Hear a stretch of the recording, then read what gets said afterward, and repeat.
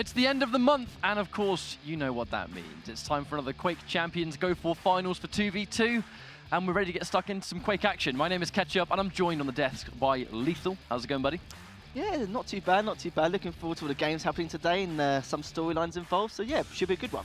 The big one about this month is that there's been, in classic fashion with Quake, when we go from one LAN into another, is that there's been some roster changes. The big one actually going to be EU, of which is going to be first on stream. And then, of course, when EU is finished, we're going to jump over and do some North American action as well. So it's going to be 2v2. As you know by now, there's going to be weekly qualifiers taking place, which leads up into a Go4 final, where there's going to be some cash money at the end of the month to find out who's going to be taking that home. We have this month's bracket to show you guys and find out what the matches are going to be. So there's going to be some differences here than some of you may have seen before. Maestro Gaming, of course, is here in full force. Maestro Gaming EU, Maestro Gaming CIS, and then we have the Shaitan Brothers and Cryptic Gaming. Now, Maestro Gaming EU and CIS, the name may be the same, but the rosters certainly are not. So Maestro EU now is the newly formed team, Razy and Silent Set playing together, and Maestro CIS, Claws and Zron. That's just an utterly ridiculous lineup, if you ask me.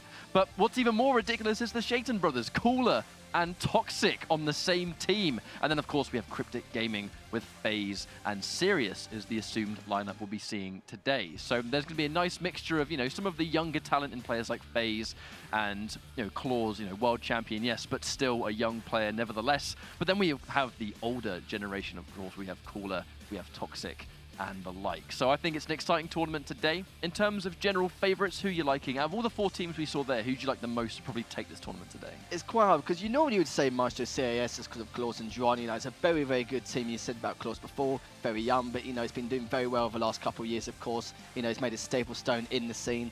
But, in this whole Go4 as a whole, one thing to take into account is the fact that they've all taken games with each other, but Maestro CIS have been like the most consistent. So I want to see if they keep this consistency up during this Go4.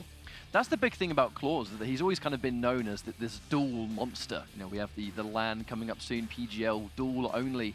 And, Claws in attendance pretty much means that he's a lot of people's pick to, I think, win through just previous results alone.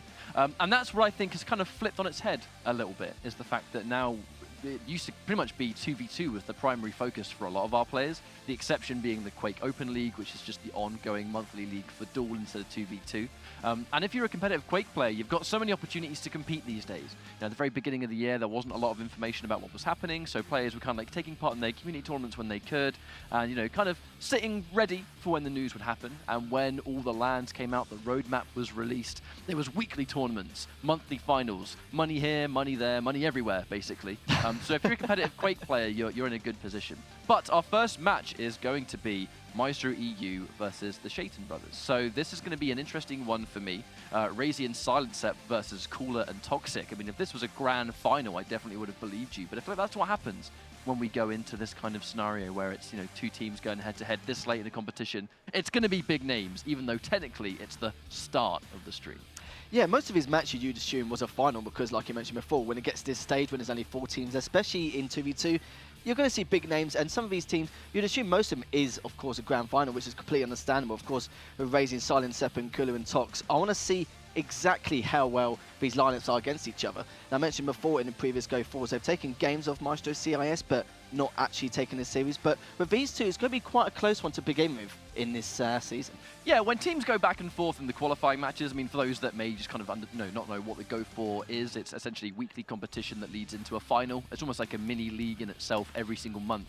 That kind of gets refreshed as the next month goes on. So you play every single week, you play some tournament, you get points, and the higher you get in terms of points pretty much puts you in the finals at the end of the month if you are within that top 4 scenario. So the previous weeks, these teams have actually fought each other before. This will not be a first time, which actually leads into why this is going to be an interesting series. Maestro EU and the Shaitan Brothers have actually kind of gone back and forth. They've been sort of taking games off one another in either practice or in tournament for this Go4. But there's always going to be a difference, isn't it? When we're on stream and we're in a studio and the chips are down and you're playing for money, sometimes these results may differ. The big one is Liquid, right? Going into QuakeCon this year where loads of teams were saying, oh yeah, we took games off Liquid. We went back and forth, we took maps off them and we're feeling good. And then when QuakeCon comes about, they are just this upper echelon compared to almost anyone else. And I feel like that's such a constant thing, is when the tournament is taking place and now it's on stream and you lovely people are watching at home, no matter what, what's being streamed from, you're tuning in, that's where sometimes the results can vary. You wonder if it's going to be different today. Yeah, with scrim results, it's completely and totally different. We've both been through it before in terms of the environment. Things can get completely out of hand. Yeah, sure, fair enough, of course, with teams like Liquid and that kind of persona. You know, you may take games here and there or may have some close matches, but sometimes in tournaments it could go one way and or the other side of the spectrum. You know, it may go 3-0 or it could be the opposite end. But, you know, we do see a lot of clean sweeps when people say they do take games off. But, you know, scrims in this kind of environment is totally different compared to anything else. So when we say we see other teams take games off each other and stuff, this is where we actually see exactly who is the better teams. Because like I mentioned before, they do struggle against the CIS region in the past with the Maestro side. So seeing these two teams go at each other first should be a spectacle in itself. So we're moments away from actually finding out what's going to happen. We have the pick and bans ready to go. Firstly, really intrigues me. Of course, we see Death Knight taken out almost immediately. This champion is definitely one of the best champions I think that has existed in the game. So it's no surprise to kind of see players remove him. Massive damage output, especially on some of those close quarters maps. Keel removed for a very similar reason. You know, a lot of players don't like dealing with just the sheer damage and, in many ways, area denial, excuse me, that Keel can output too. Those grenades and Flame Strike, they kind of have some little bits of similarity between them. So Corrupted Keep and Blood Run, and if it comes to it, it's going to be Awoken as well. Quite a few maps removed there, and I think the map picks can sort of differ very heavily depending on the champions that we see. The second Death Knight is removed. It means you can go in with something like Corrupted Keep without worrying about it as much. You know, those smaller maps. I know Death Knight was, you know, recently adjusted. He has some less damage on the Flame Strike, slightly longer cooldown as well. So it's not going to be like, you know, every 20-25 seconds he's got this absolute deletion possibility. But he's still decent. You know, it still means that when he's in that close range and he has Flame Strike and anything that is high damage, Super Shotgun, I mean, maybe even Starter Shotgun, Rocket Launcher, Railgun, you name it, and the Flame Strike goes hand in hand with it. Keel, very, very similar. You know, you take Keel on Blood Run or Corrupted Keep, and you've got a nightmare champion to deal with, especially seeing as, you know, we have Silent Sep in the lineup. We know that Silent Sep pretty much has the strongest Keel in the business, especially over in the EU side of the world. You know, Silent Sep being that best Keel is almost like a no question. That is the way it is. But then you look at someone like Razy, who was just born and bred in Quake Champions on these tiny maps. So, you know, when you go on Corrupted Keep, when you go on Blood Run, actually let's look at all the maps that are selected. It's Corrupted Keep, Awoken, and Blood Run. I'd rate Razy highly on all of these maps. Yeah, I think even with the Death Knight ban, I think we spoke about it a little bit before the stream. I was saying, you know, maps like Blood Run, Corrupted Keep, or something like Awoken where Death Knight can really, you know, can have some abuse, especially on Blood Run in itself. And seeing that being banned, I'm not really too surprised because they kind of expected these maps. Normally we'll see something like Blood Covenant or maybe on Sarnath as well, but the fact that they banned Death Knight straight away was a good choice. Don't get me wrong, there has been balance changes, but when it comes to like contestation of some of the power-ups or maybe just some of the megas or the heavies, it can be very, very difficult because in some ways, don't get me wrong, you can push them with the LG and keep them at bay, but at the same time, it depends on the circumstances and the scenarios, some of those close quarter battles they actually get involved in. Well, we're going into our first map. It's going to be the Shaitan Brothers versus Maestro Gaming EU. And I gotta say, we are expecting a close one here. We're gonna actually watch Silent Sep first. Champion lineup is a complete mirror match situation, Galena and BJ. Definitely no surprise here. If you're gonna be on Corrupted Keep, you want that totem presence. You want the sustainability, especially when you have BJ in the lineup as well, so he can naturally heal with that, you know, that sort of regeneration of his passive. And then you have the totems as well. On top of all the other health, it's a lot of sustainability. Yeah, Galena can be quite good, especially in this kind of scenario, especially on Corrupted Keep as well. There's so many different places you can land a tome. Like, it's also good on Blood Run, but on this map especially, it kind of keeps them at bay and keeps them paralyzed in certain areas of the map. And you saw Ren just at the part, Shaitan Brothers actually, at that time, was quite trapped at LG. There wasn't really too much they could do. They were pinned in so many situations, but managed to get out of the hole a little bit now and just try and recover a little bit to try and do some damage here. But as you can see, Tox managed to get that first frag on Razy there, so at least now we'll keep him at bay a little bit longer. There's a lot of control trying to be established. They want the mega health, they want the LG. I think controlling LG when you know there's a BJ on the other side of the team is really smart because it means that that glory weapon, which he really needs to output the highest amount of damage, he can't have. Razy is going to get that 2-piece, the 2v2's taking place. Nice weapon swap, but I wonder if it's actually going to be enough. Going in for the 2-piece attack, Toxic in big trouble. Actually does manage to take out Silent Sep, so the control of the Mega Room is still going to be in their favor. Let's take a swap over, actually. We'll watch some Razy right now. See what he can do.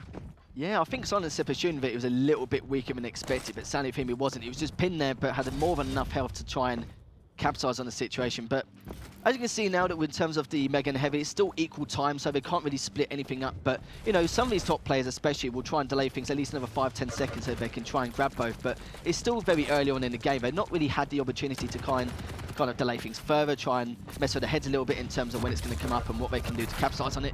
So far it's still quite evenly matched in terms of how they're trying to control things, especially on parts of the map. Well, that's going to be quad damage. Cooler's able to control it pretty easily. Actually, I think the second we saw that death come through, it put them in a really bad situation where they'd staggered their respawn. Couldn't really put a lot of control over the quad, allowing Cooler to pick it up pretty much risk-free. And now he has full HP, caught on the jump pad. Really good stuff there from Silent Sepp, in fact.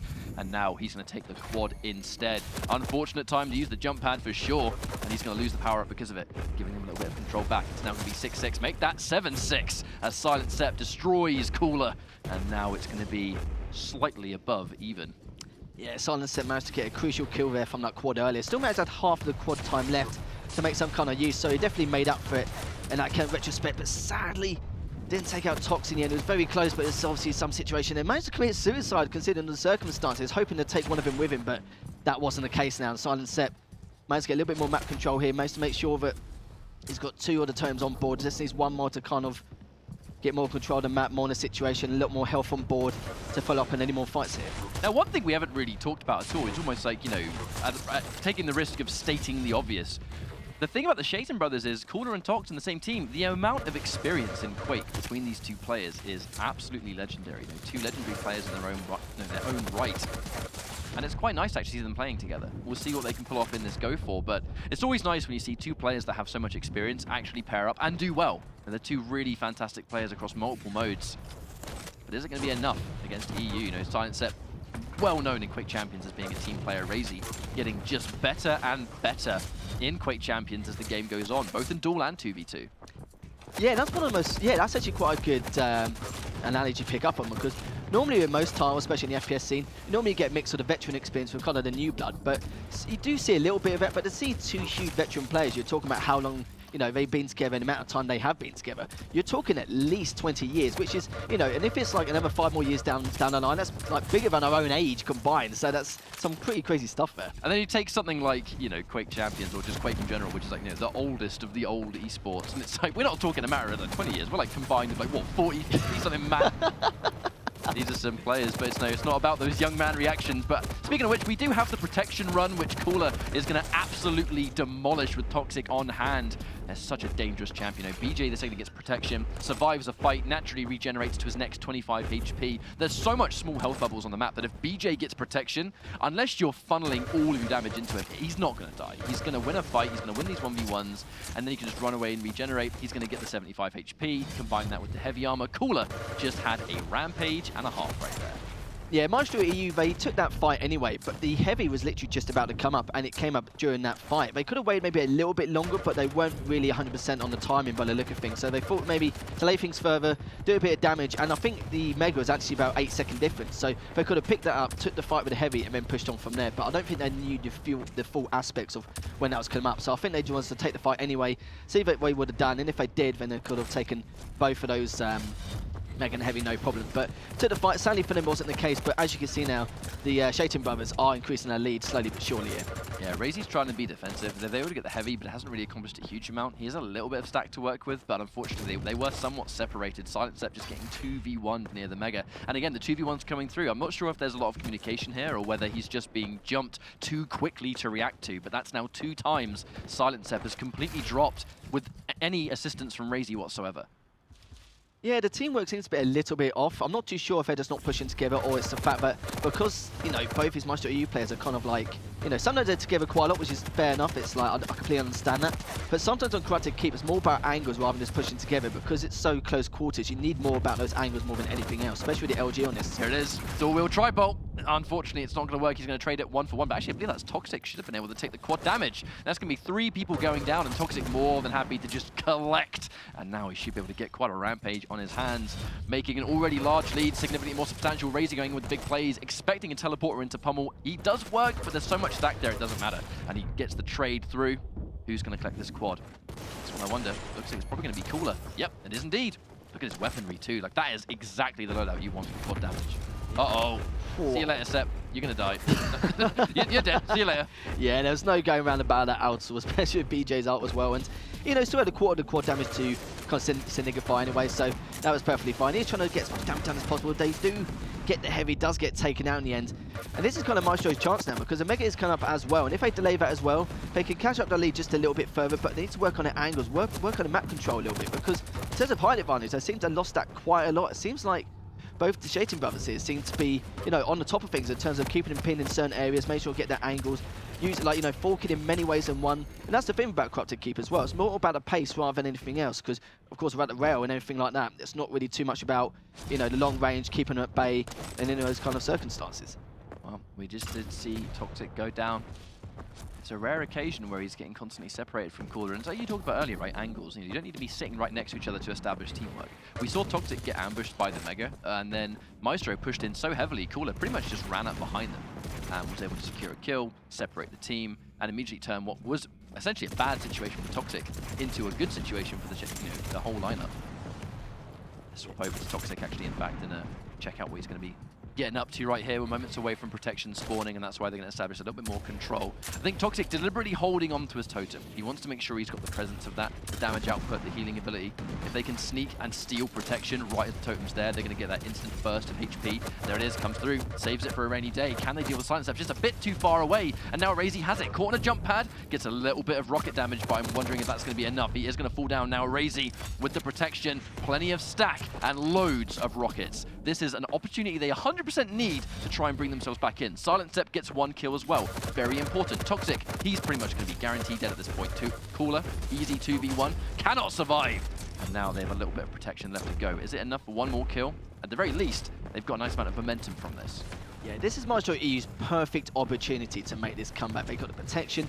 They separate the heavy and the Mega perfectly in terms of timing. So they've got everything in the book now. It's just a matter of keeping them at bay and making sure they keep the pressure on at all times. But it seems like they're doing that a lot better. They even both left the heavy there, and still Razor managed to pick that. Matt should be able to claim at least one of these in turn, but you know, has the high advantage, managed to trade. But I felt like he could have gone at least 2 for 1, maybe 2 for 0 there at that point. But you know, the Shating brothers, they're perfect execution, you could say, in terms of what they were doing there. But now they're going to find themselves a little bit in an awkward situation here where, you know, they're a little bit under the weather in terms of how they are from below most of the time, trying to keep them at bay. And they are struggling a little bit more now. So Maestro EU are slowly coming back, but it depends on the circumstances of these next couple of minutes. Yeah, that was actually on the verge of being a highly impressive 2 versus 1. It was entirely because he stole the heavy. Unfortunately, it's was about 20 damage short of being able to secure that one. Razy finishes the job. Silent Step's going to be trying to control near this Mega Rim.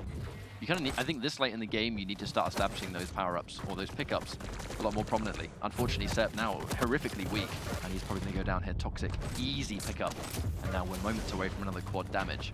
That said, Maestro Gaming EU, they've done a really good job of being able to undo some of that work, but actually, that clutch little 2 versus 1 right there. Toxic picks up 2 instead. Really, really well played. Going in with the pummel cooler. One of his favorite weapons, he has said in the past, actually. He's a big fan of that pummel. I don't blame him at all. Any chance that you want to use it, you will use it, of course. But now they've got that quad damage now. It's even more of an opportunity to increase that lead. And on top of that, Maestro EU now separated. Sadly for him, he got a spawn split there and also got taken out. But don't get me wrong, now's Razy's chance. Managed to get a double there.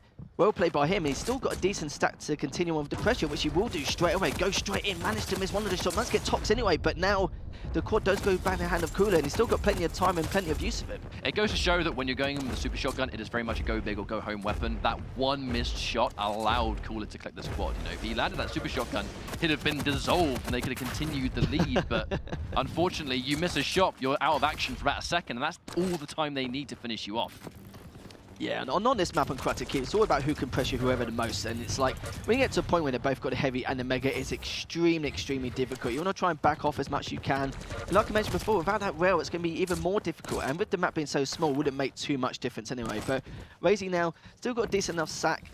And of course, with you see with the Shating brothers now, it seems to be a lot better. But they're struggling to find the pressure a little bit here. Razy does manage to find one on board, manage to take out Tox, just trying to clean out another as well. But sadly for him, we'll keep him down a little bit, give his chance to teammate to respawn here, but we'll have to see how it goes from there. Yeah, it's 2v2, but I definitely favour the Shating brothers in this situation. They just have the high ground, right? You know, the second you have the high ground in this situation, it's so much easier for them to pepper damage down. Speaking of which, Cooler having quite a strong game. I actually want to look at his KD. Yeah, 22 kills just like that. He has been quite the top performer so far. Actually, no, yeah, I was actually looking at the deaths.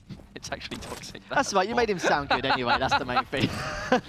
Oh god, I was looking at the wrong number. Gotta love it. Either way, Toxic has kind of been like that silent performer right here. You know, Galena otherwise used to be seen as that defensive kind of assistance-based character. But to be honest with you, she has such a tiny hitbox that in 2v2, she's like, you know, you would almost look at these small champions as like the glass cannon type. And she's not really at all. She has the sustainability and the damage to be considered like, you know, medium champion, but she has the hitbox of a light one. So it's like kind of like the best of both worlds, really. Yeah, it's why I still use Galena anyway, both in TDM and in duels. She's such a strong character still. People have like mixed opinions on her, but it really does depend on which map. For example, on Karate Key, when she puts the totems down in certain areas, maybe above the teleport and heavy, or maybe where the LG is, it's still very, very useful because it keeps them pinned at certain areas in the map, or not just that, but it's also the fact that it makes them play a little bit more passive, a little bit more slower in case they get into a bad stick of the route anyway. And the thing is, it's been a solid lead for Tox and Cooler. That's the thing, is that if Mysra EU make this last-minute comeback, I mean, it's definitely possible. But unfortunately, as they concede those 2 kills, the hopes of winning this game actually starts to dwindle quite significantly. Tox is pretty weak. I'm actually going to swap over the Tox and see how he can survive this. Whether he's going to get peppered down by the plasma rifle or not. 2v1, okay. Cooler gets 1 more kill. And I think winning to call this one. I reckon this might be a map down. Yeah, no, I agree. As you can see from the stacks, don't get me wrong, with one of the Shaitan guys here, of course, the stack ain't too great, but now the Galena, of course, with Tox, he managed to get a much more decent stack and getting a heavy as well. So it's looking pretty even to this stage of the game, but it's going to be very, very difficult. I reckon the only way Maestro EU can come back is with that quad play, but it's still got another 45 seconds. But don't get me wrong, Maestro EU do have a decent high advantage, but now that Kuda's just taken out Razy and managed to finish the job 50-41 in favour of the Shaitan brothers here. It's pretty good start for them, I would say. But look at that, though, with Tox 25 and 18. What a fantastic start by him. And actually look at the sort of the kill feed, 25 kills each. You know, we spent almost like 95% of that map with Toxic doing, I want to say the majority of the work in terms of kills, because Cooler was by far like dishing out huge damage. I would love to have seen Cooler's damage actually by the end of that map, because I have no doubt it was just as high. But that even split kind of goes to show that the work was kind of nicely shared around, and that's what we can kind of expect though from Tox and Cooler. These 2 players that Tox definitely has had more success in team modes. You know, make no mistake, Cooler has always been a dual god. The team modes we've kind of seen, I think, a bit of inconsistency from him. But that's just, you know, that's just the way some players are. You know, sometimes you are the absolute best in the world at one mode, and you just kind of struggle in other modes. That's just the way it is. Not to say Cooler is struggling, because as you can see here, he's super, super sick when he was rocking, you know, with like Latromi, for example, under AMD. They really sort of pulled off a lot of upsets, a lot of like big surprise performances, you know, notably at DreamHack Tour. Whereas Toxic's kind of been right at the top of the food chain in basically every mode he's ever touched. So is this a surprise to see them take the first map? Absolutely not. No, not at all. Yeah, when you're talking about the whole duel and TDM cycle, yeah, it's like, you know, with playstyles of duels and multiple different playstyles you can have depending on which map. But of course in 2v2, it's all about pressure, pressure, pressure in multiple ways. It could be aggressive pressure in some ways, or it could be passive pressure in terms of keeping at bay certain parts of the map, depending on what weapon you have and all those kind of bits and pieces. But on that kind of map, you know, those 2 players are the sort of guys where the amount of aggro they have and how they time things, it was perfect for them. You saw in the first few minutes, they couldn't really, you know, time the powers as well in terms of the mega and heavy, in terms of like trying to separate it. But the thing is though, Maestro EU did have that kind of advantage, but gave it away because they mistimed that heavy a couple of times, which gave, you know, Cooler and Tox that advantage to kind of make a comeback and sometimes increase their lead. But don't get me wrong, Maestro EU managed to make a comeback here and there in some circumstances, but they abused that protection a couple of times just a little bit further. They could have changed things a little bit more. Yeah, it's one of those moments where I think almost like the pace was set at the beginning of the map. You know, it's corrupted keep if you want to kind of succeed as a team. I like the lineup of BJ and Galena on that map purely because you can have the absolute like raw damage of BJ, but then you have like insane sustainability. And actually just like that, oh my god, you snap your fingers and there you go, we're on the second map. It's Blood Run. So I was talking about being able to control certain rooms in Corrupted Keep in 2v2. Very, very similar in this map. The exception being the power-up room. You have to sort of establish presence here a lot earlier. A little bit of a lineup change. Shaitan going in for Ranger and BJ. Actually, you can't really see the current names, actually, of the players. The graphic. We'll have a look in a sec. I'm actually going to assume, though, I think it is going to be Toxic rocking Ranger. He has used Ranger quite regularly before. So I would not be surprised. Cooler going in with BJ again would make sense. Actually, I could just do this. Ah, there we go. Oh, wait, no, other wrong. The graphics. Oh, my God. Just one of those days, really, isn't it? It's Silent Step. Silent Step's playing Ranger. So I will let you off, don't worry about it. I should have just looked at the kill feed, really, shouldn't I? Yeah. Make life a lot easier. To be fair, you'll be doing a better job than me with that in terms of the spec mode anyway. But yeah, it seems like the lineups are pretty much similar. But yeah, you're right though. Of course, with the Ranger, if there's any kind of circumstances where, you know, they're at the bottom of the rail and they want to try and get to heavy a little bit quicker, maybe don't have too much health or too much armor to try and get to it, just due to the fact that it takes about 5 seconds to rocket itself up to it, then yeah, that's completely understandable. And both of them using BJ, again, in this kind of close quarters match, especially with Blood Run, completely understandable. And we mentioned Galena before, maybe putting some of the tones above the DLG port or the or anywhere else when tons of port around here and everywhere. You know, it makes such a huge impact, and it really does delay the aggro in some ways. Maybe not a lot, but enough at this kind of level to kind of establish where your opponents are.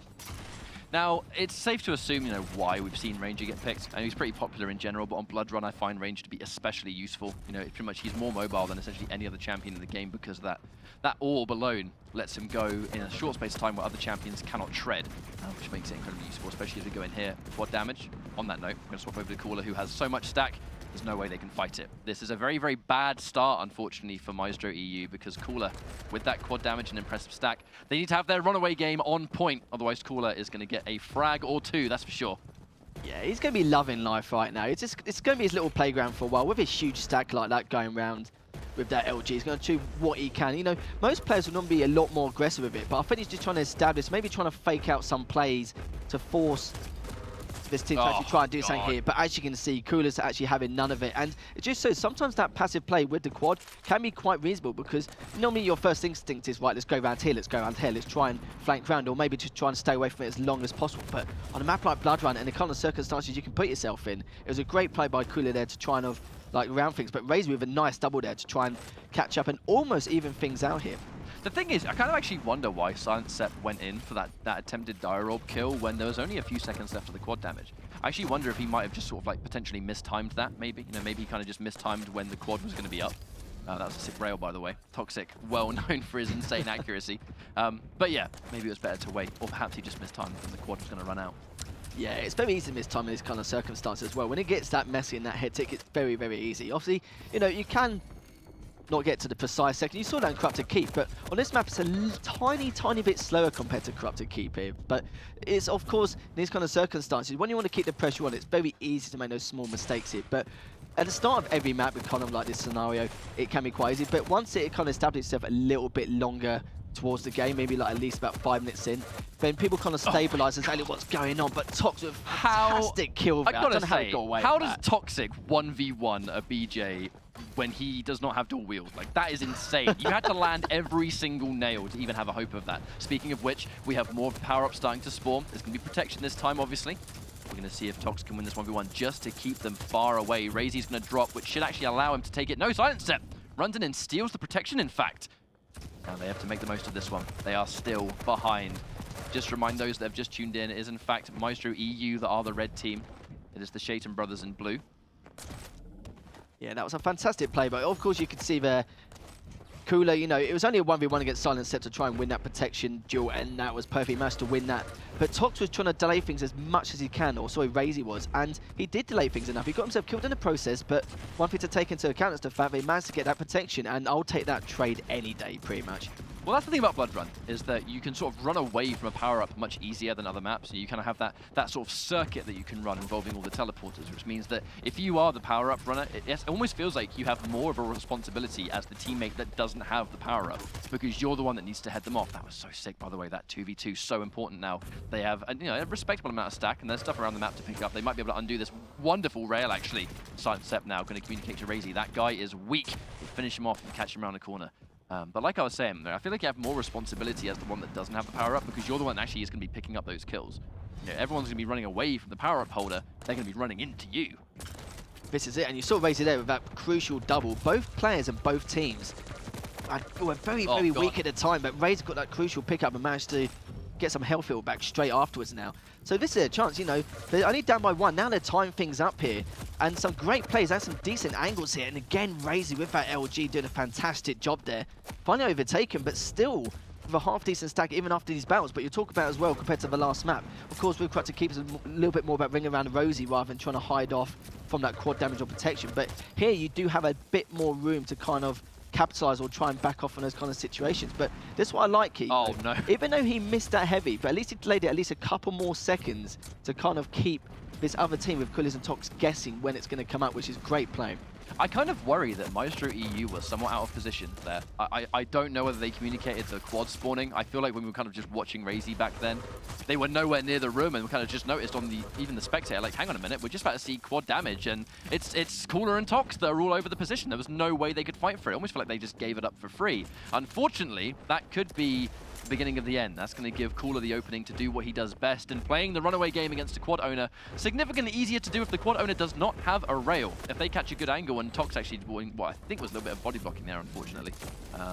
Probably got in the way of the LG. Not that it really matters, they have got a lead. Cooler has all the weaponry to get the job done. As long as they have a rail on hand, it's pretty hard to run away from them. They just need one good angle. Silent Step again going in for the dire orb. Doesn't get the telefrag, but he does get damage regardless, allowing him to finish that kill. Drops eventually. Now we're going to check out some Razy action.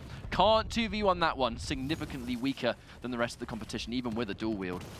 That's what I like as well. You're talking about styles in the past in terms of like some people's play styles in duels a little bit different from TDM and that kind of stuff. You know, with Cooler, he's actually quite passive in terms of how he plays duels sometimes, and he's only very aggressive when he's got the absolute opportunity to actually finish the job. But, you know, you've seen this guy with quad or just overall as a player. It's not even with a power up, it's just with anything. He's so aggressive, and the pressure he puts on is absolutely adamant, and it's so vital to this play. And that's why it's so good about these certain matchups and these certain different playstyles. Well, I know it's a pretty big meme of Cooler, you know, knowing when to be aggressive, but at the end of the day, you know, the man's got a point. It's all about knowing when to go in and when to play reserve, and that Cooler is one of the best players in the business at playing slow and only going in when the time is right, not overextending. He's one of the least likely players to put himself in a bad spot because he has some of the highest, you know, the highest brain power of most of the players we've seen. He's such a smart, calculated player. Speaking of which, here comes that protection. Cooler in a very bad position, yeah. Yeah, it wasn't the best of spots. Of course, with protection, still another 10 seconds left. And I think I felt like with Maestro EU, they're just a little bit too early. I can understand prepping for the power-up as much as you want to, but I don't think it matters anyway. Mazda gauntlet him anyway. And now Razor's got that protection. Another vital opportunity to increase that lead here. Oh, these rockets are so disgusting. Come on, Razy. Doing some damage, but it's not enough to finish that immediate mid-air, but swapping to the machine gun at the last second. Gonna pick that one up, Silent Sep. Doing again the pickup duty. They're running away from Razy. They're gonna run face first, and Silent Sep, who just got a dire orb kill. I feel like normally, you know, we follow the power up holder, but maybe we should have been following Silent Sep, who just gets 4 kills in a row.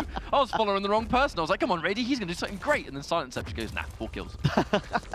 Yeah, no, Razy did a fantastic job there. He really put the protection to the abuse, but what complemented it so well is the fact that Silent Sep was always round another corner every time, stopping him from pushing round, and he managed to at least sandwich him in between each player every single time. It's fantastic strategic aggression there from both these players, and even now, after all that, they've both still got such a great stack here. On that note, we're going to watch Silent Sep, who just got a telefrag. This man is on fire right now.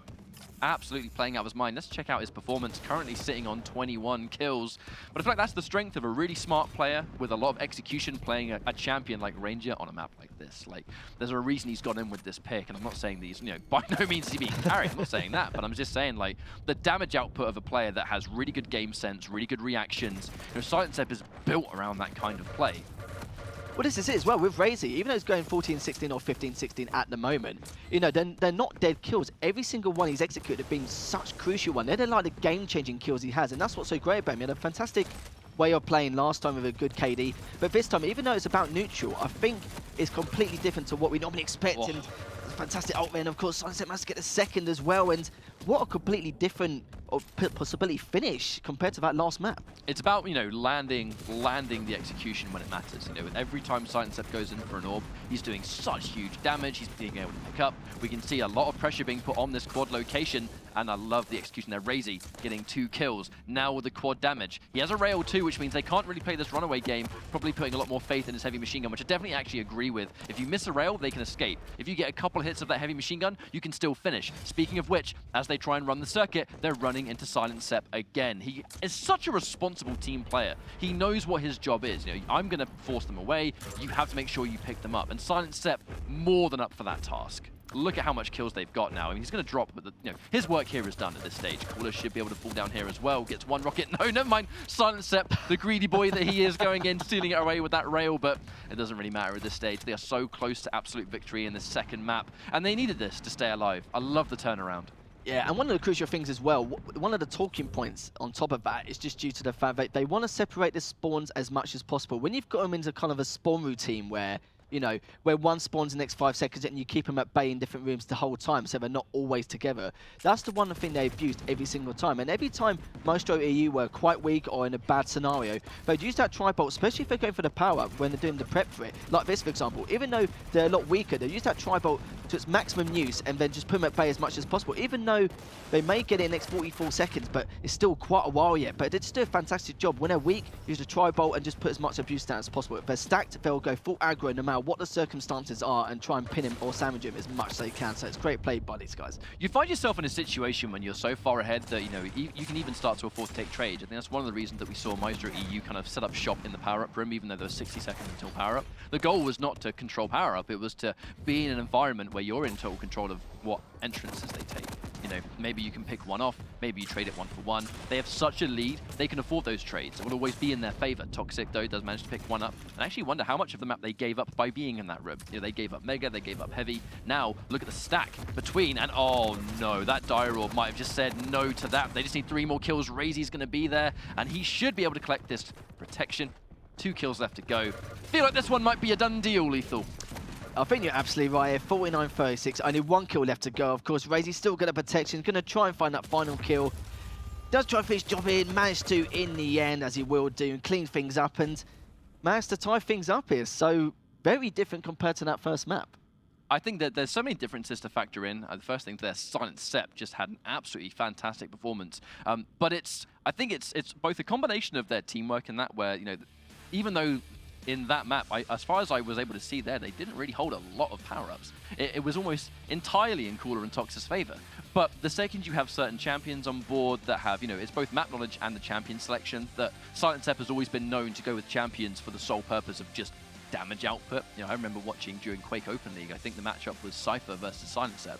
It was on Awoken, in fact, and Silent Sep pretty much went entirely built around ability. He picked champions purely because of his ability to just be up close and just delete. I think the selection was like, what? It's something like Death Knight. Keel was taken away, and it was like Death Knight, Ranger, and BJ, or something crazy. Where it was entirely like, I'm point blank, I'm going to press F right here, and I'm going to kill you. Because he has some of the players that really sort of like make a name for themselves in Quake Champions, they have their heads screwed on so well of what champion to pick. And I think in some of these instances, the only reason I'm talking about champions so much is because you saw that kill feed, you saw how many Dire Orbs we saw, and those Dire Orbs, it's not just for the kill, it's for the circumstances afterwards. It's, I've removed them from this power-up room, I've taken away their power-up, I've been able to, force the respawn to be, you're now going to spawn on maybe the other side of the map or whatever. Like, that one instant deletion that the ability brings Ranger, it's just the gift that keeps on giving on a map like Blood Run. Because he can move around too, like that's not just an offensive tool. Oh no, that's right. With that Dire Orb as well, there's so many things you could do. Obviously get to certain places, certain areas a lot quicker, and it can be quite a messy, very hectic map. You did see from there in certain circumstances where you want to try and get away in a bad situation, or if you're heavily stacked, you can catch up to where they are. But the only thing I want to talk about in that game is like towards the last third, I'll probably say, was the fact that with Cooler and Tox at the time, they would try and actually queue up for that power, but sometimes they did it a little bit too early. Normally I say about 15-20 seconds, kind of a good mark, just due to the fact that whoever kills out of that kind of situation will kind of win the power, win the duel, and then kind of go on. But if you do like 25, maybe even 30 seconds beforehand, it gives your opponents another chance to kind of get in there, go straight with the aggro. And the problem is the fact that if you're still weak and still waiting around for it, you've only got, light armor and maybe a health orb to kind of cover you a little bit, and that's about it. But the fact that with Maestro EU, if they're in that kind of circumstances, they'll abuse that tri-bolt every single time. So even though they're in a bad circumstance, they still manage to take these kind of wins from that power-up every single time. That's quite a big talking point, considering the circumstances they're in most of the time. Well, that was the thing about Blood Run. The earlier you hold up, you sort of set up shop for the power-up, that can in sometimes be like, one entire rotation of items. And if it is quad damage is the item that's going to spawn, for example. And, again, to go back on it, you've got someone like Ranger who is able to kind of instantly land the Dire Orb, telefrag, or just big damage by the orb itself. Even if you've taken quad damage, they may have potentially got, maybe they got Mega and Heavy while you were setting up for that quad damage. So now you've got a Ranger who's heavily stacked, who can essentially just probably out 1v1 you anyway, even though you're doing more damage than he does, because he can just delete you in an instant. Now we're going into our final map, which should be Awoken. If memory serves me right, I historically have the world's worst memory, but I'm pretty positive it was Awoken, which kind of opens up a new sort of bag of tricks in a way. You know, Awoken is such a unique map. There's so many sort of like different angles you can hit. There's that, you know, a couple of spots where fighting for power-up can be sort of really interesting. It's kind of like on Awoken, that there's one half which is significantly more important than the other. You know, on one half you've got LG, on the other half you've got literally everything else. And we also see some more interesting sort of champion picks. You know, the big thing to go back on is that Keel was removed. That's both some of the maps that were selected and a big old respect ban to Silent Sep, who is going straight back into the Ranger pick. And I gotta say, almost immediately, unimportant fact of the day, I'm really glad that we have the Quake 2 Super Shotgun in the game. It's one of my favorite weapons. It was in the PTS for ages and it like magically was removed. Didn't see it for months, and it's back, baby. It's so sick. But he dies. After all that as well. Funny enough, I actually managed to get that from a crate, and when I got it, I was like, lucky sweet. you. Yeah, I know. Well, there's a lot of stuff, more stuff I need from the crate, but anyway, back to this game anyway. I was talking about, well, you were talking about actually, speaking of the devil, where, you know, certain areas in the map where it's a lot better than others due to the weapons and the heavy, the mega, and the power-ups and that kind of circumstances. But this is where it's quite interesting, because on Awoken, there's only 2 entrances, or 2 exits, also you could say, to get that power-up. So it's interesting with the different strategies. It's quite bland on what you can do. Like, you can either go from 2 different angles, or you can both go together, depending on where you want to go. Of course, you want to go from the shotgun area or from the rail area, but even then it's very, very difficult, and it seems to be a lot of a big, like, huge mess, and can be quite hectic in those kind of circumstances. Because I do find it quite funny, because the different scenarios you can put yourself in, like 15 seconds before that quad or that protection comes up, makes it quite hilarious sometimes. And I want to see what kind of strategies they have before the prep and after the prep when they grab this next quad what comes up in the next 38 seconds. Now, I do actually want to see quite a lot of Tox in this map. I definitely realized that we haven't been seeing a lot of Tox in the previous maps. There's been so much going on. I've kind of, you know, been sort of favoring different picks, but I feel like it's been, you know, been a month, right? We want to see some toxic gameplay. We want to see some sick rails. Let's watch him. Yeah, it'll make a change, actually. I'm not obviously seeing him in a while, and he hasn't got any armor, but he's still a huge amount of health anyway. Managed to take down Razy quite well there, but there was also another trade there, so he just managed to get away with that. But quad, there's only 10 seconds remaining. Only Tox is there in a moment, so it's going to be a duel here to see if they can... Oh, no, never mind. Silent Sep managed to take both players out. And now Maestro here. If they can manage to get this quad in the next second, then we're in, like, some good stuff right now. Quad damage is going to go in the favor of Silent Sep. That's very, very important, actually, because, you know, Maestro EU, they have such a Goliath lead immediately. Getting caught in a bad spot, but that is the strength of Ranger. You would normally be at death's door getting caught in a jump pad, but his Dire Orb just says no to that, shuts it down. Unfortunately, Tox misses the rocket, especially seeing it was on a staircase. A bit of a funny angle to hit right there. Doesn't get the rail, but I think, you know, they're forced to retreat, which goes back into running away from Silent Sep, going face first into Razy. It's like, you know, pick your poison. That's a really horrible situation to be in. Goes in for the jump pad. Silent Sep should definitely drop now, given his weak HP situation. And that's important just to at least get some momentum on the board, because right now, EU are running away with this one. Yeah, 11-5, and not really too surprising considering they managed to get that quad. Of course, Silent Sep with a fantastic double to get it, and managed to keep it for its entire entirety for the whole time. And one thing to remember is the fact that, of course, their stack is still pretty decent. Sep with another kill there on Cooland. It's going to leave Tox on his own a little bit. It's going to be a bit of a struggle. Tox just managed to clean up Sep there. He's trying to back off. Hasn't really got too much health, as you can see now, so he's going to try and back away, but no surprise there. Razy managed to catch him off guard and almost gets Cooler. Sep managed to clean him up anyway. And now 14-6, that lead is just getting bigger and bigger as the seconds go by. And it was also getting bigger as Silent Sep's stack. Look at the health and armor on this man. No reason to overextend. Keep that stack, play the sort of distance game, keep them low. Look at the, you know, I say talk about looking at the stack. The difference between them is just insane. Silent Sep, when he has that much health and armor and he Dire Orbs, there's almost no risk because he's gonna do damage, Telefrag or not. And he's got an LG, he's got amazing LG accuracy. It's just a horrific combination to be on the receiving end of. And right now, 10 kills clean in the lead for Maestro EU, the defensive as rifle. Doesn't quite work out, but Razy cleaning up with the dual wield. Very, very weak himself, but the more damage you can output, the better. As he does all this dished out, the protection's going to be spawning in 1 second. And now he goes, he's going to keep them away. It's going to be Silent Sep who picks it up, and I feel like he has been the runner of the power-up so consistently throughout this entire series. And a Ranger with protection is just, oh, wow, don't even try fighting it. Dire Orb or rocket only? Oh, no, just a sick rocket. Okay, cool. Cheers, mate. Yeah, and he's got the heavy on top of that now, so he can do absolutely whatever he likes. The Woken now is pretty much his playground to kind of clean up any kills, get the trade, but almost gets taken down there with both those players. He's going to try and chase the kill anyway. Silent Seb, of course, had the knowledge to know that at some stage he will try and kill him. Managed to clean up anyway with that dial, a fantastic play, and on top of that, managed to get the armor as well. Oh my god. Trying to build himself up a little bit further. Almost took Tox down as well with him, but finally gets traded here. But look at that lead now, 21-11 in favour of Maestro EU. Compared to like what that first map went, we thought it could be, you know, it could be the Shading Brothers here taking it, but what a fantastic comeback on both these two maps. Wow.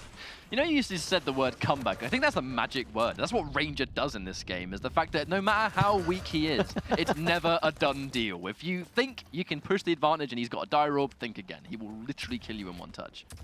Yeah, we'll find any kind of abuse to try and deal with this now, but right now, Kula and Tox need to try and find an answer here. They've been separated quite a lot, which is fair enough in terms of the angles, but at this moment in time, it's been the Maestro show so far, the entire integrity. You know, even though they've been quite weak, they've been so close to being taken down or at least traded, but they've always found a way to stay alive just at absolute last second, and these power-ups have helped so much. I've seen Razy so many times on 10 HP, 25 HP, but when the protection or the quad damage comes up, you see Silent Sep just helping him get that health back, helping him to at least, you know, keep him to at least stabilize in some way. And look at it now, 26-14.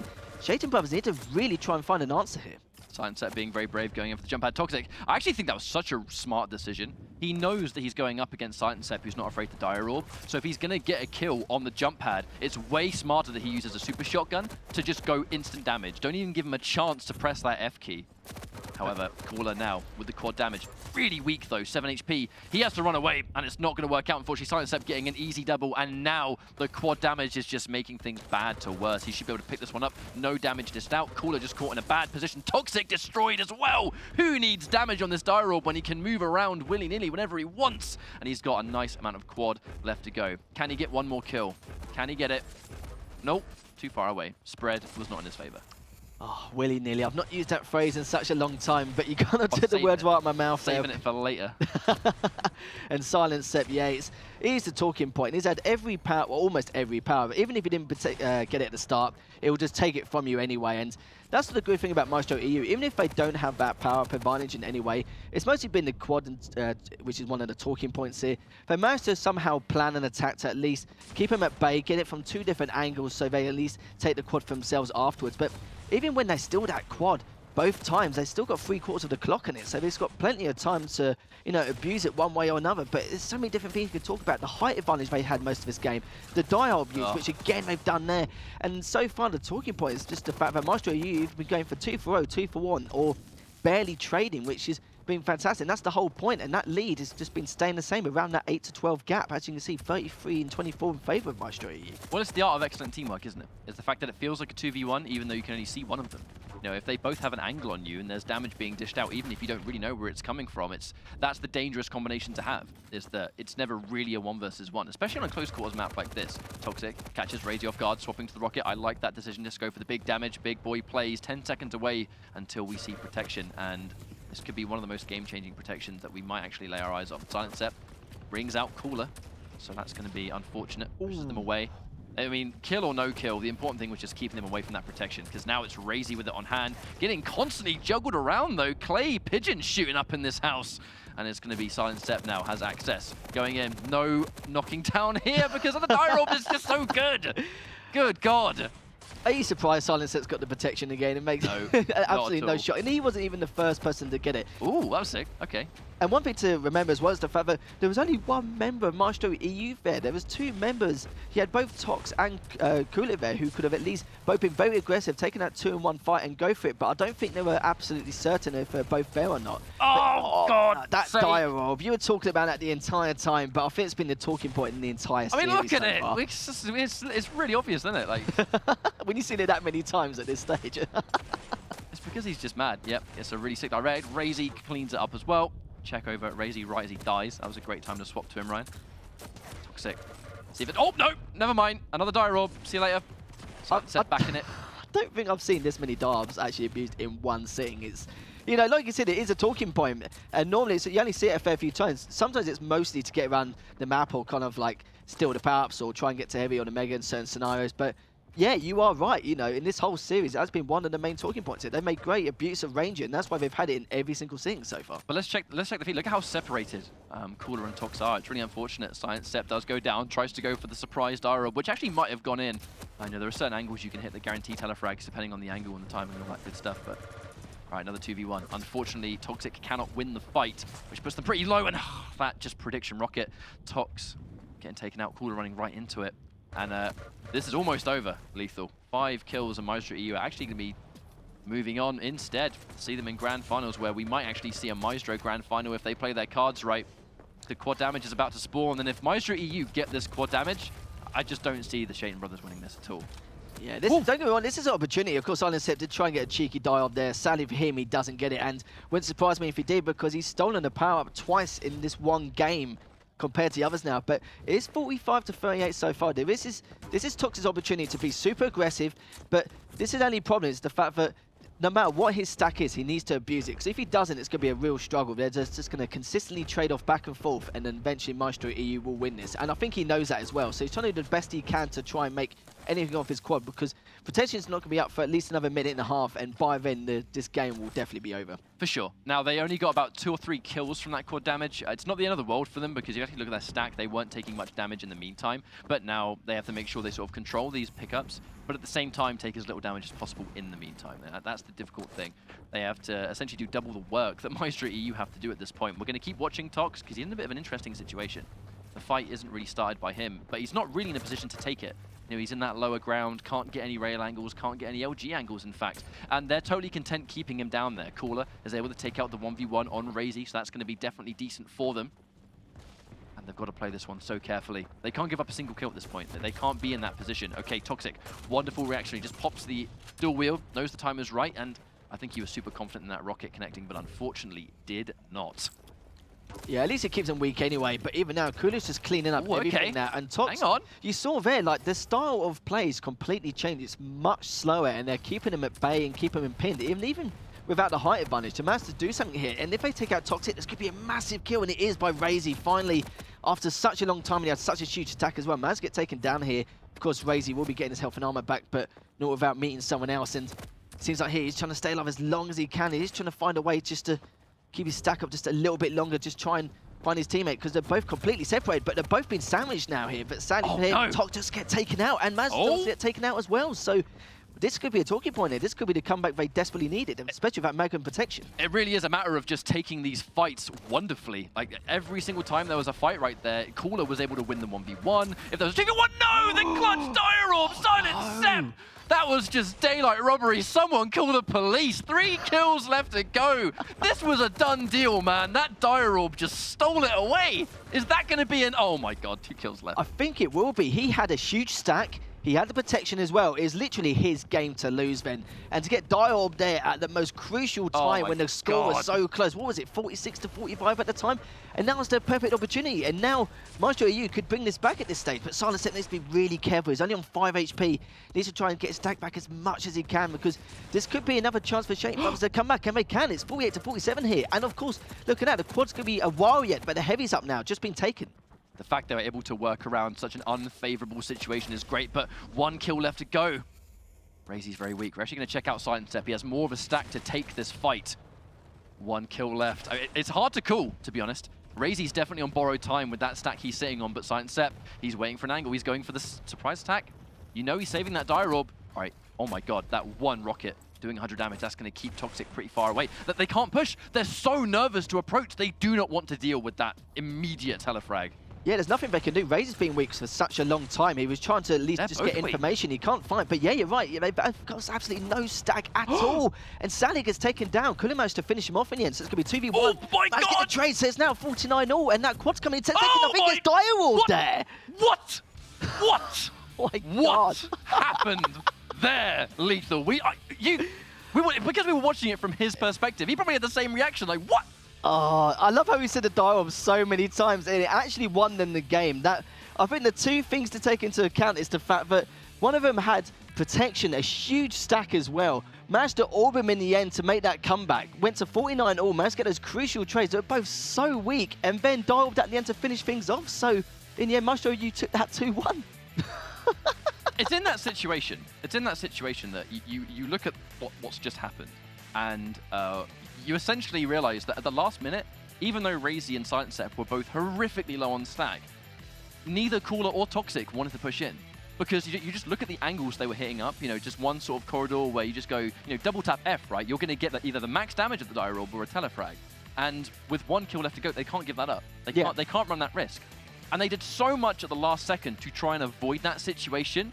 Silent Sep forced it upon them regardless. I think he had no choice at that point, yeah, because what happened was, towards the end when it was like 48, 47, Razy was very weak, but Sep had like an average stack, so Razy was just the guy just to give info to Sep to say, right, come in here, right, come in there, but he's at an awkward spot where at least he can see enough room for the Mega to hear them or see if they're coming from any way, and that was just fantastic play, because at least it gave them enough info to do as much damage as they could, but the thing is though, with Cooler and Tox, they weren't exactly in bad state at all after that fight, but still had a relatively okay stack. But the thing is, though, that last final dire orb was just the talking point. And to end that 50-49, we even spoke when it was 45-38 to Maestro EU. I was saying, well, you know what? They got the quad, and they could do something here. Oh, no, sorry, it's the protection, sorry. And then, of course, Sep doing Sep things, had his shoe stack, had a protection, go, nope, I'll just take that and just finish things off. And even at the end, that was just, again, another talking point. It was so close, I just didn't know how to call it at that stage. It's kind of like what you were saying, though, right? It's just feeding all of the correct information to Silent Sep, who was absolutely the playmaker throughout those final few maps. And,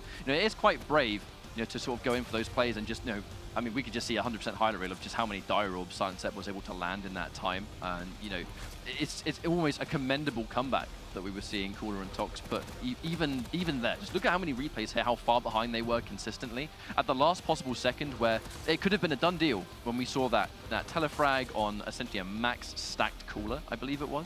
Yeah. And that could have been the beginning of the end. That could have been exactly what they needed, but it was stolen away at the last second through just things like this. This is a nightmare champion in close quarters, and when you've got someone as talented as Silent Sep behind the wheel, it's lethal. And he was going in for those plays at the last second. He went in for quite a few orbs that didn't work. I was actually super concerned. That was the moment that it could have just been complete curtains. But I was really worried at the end that Silent Sep was going in for so many of those orbs that were missing. About 2 or 3 of those missed, and he just gave up a free kill, which was allowing them to naturally climb, keep the momentum. He would spawn with a regular stack, but now no orb.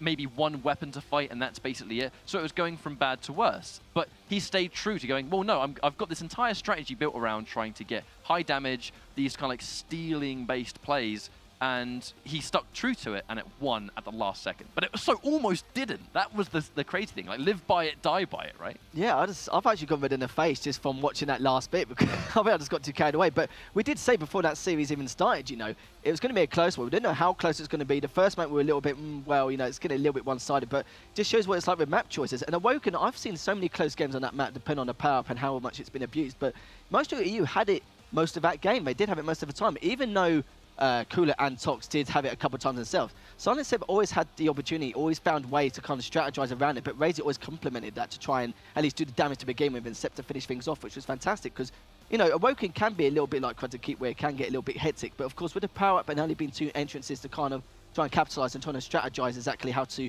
push that aggression, it's very, very difficult. But that final kill, like, if I could see that again, it's just... it's just unbelievable. Well, I'm pretty sure there's going to be many a Twitch clip over what we just saw there. We have the bracket to take a look on that bombshell of a match to find out where we're currently sitting. Maestro EU from a hard-fought fight are going to be sitting in Grand Finals. Now, will it be a Maestro Gaming Grand Finals in its entirety? We're moments away from finding out. It's Cryptic Gaming, Maestro Gaming CIS, head-to-head up next. And while we prepare that next matchup, we're going to go for a quick break. So don't go anywhere because the Quake Champions EU Go4 Finals will be back in a few minutes.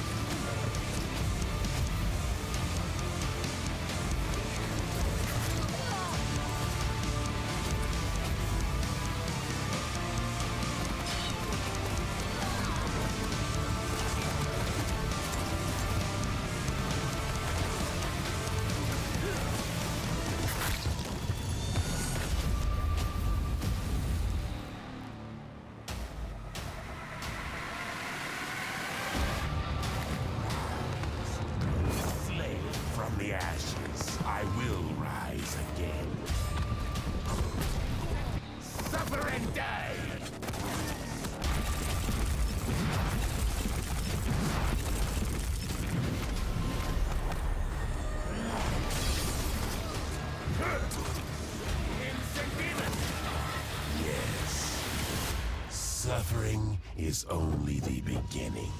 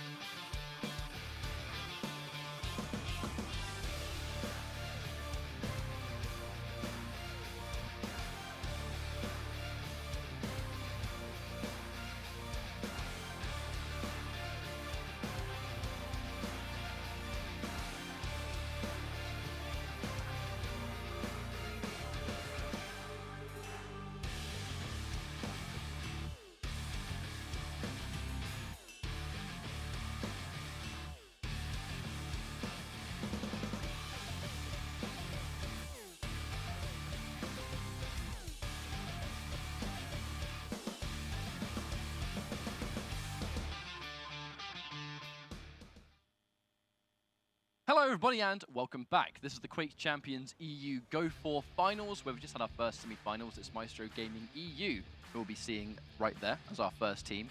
And our second team is just about to be determined. It's going to be between, we can see Maestro Gaming CIS and then Cryptic Gaming.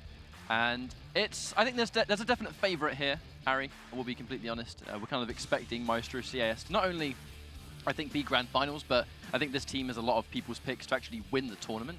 I actually believe we might have the bracket up ready to show you guys soon to find out how the action has been so far, but we did see at the very beginning Maestro Gaming EU take it over the Shaitan Brothers, which was Cooler and Toxic, which is one lineup that you can definitely be proud of defeating. You can say that again. And then up next, Cryptic Gaming and Maestro CIS.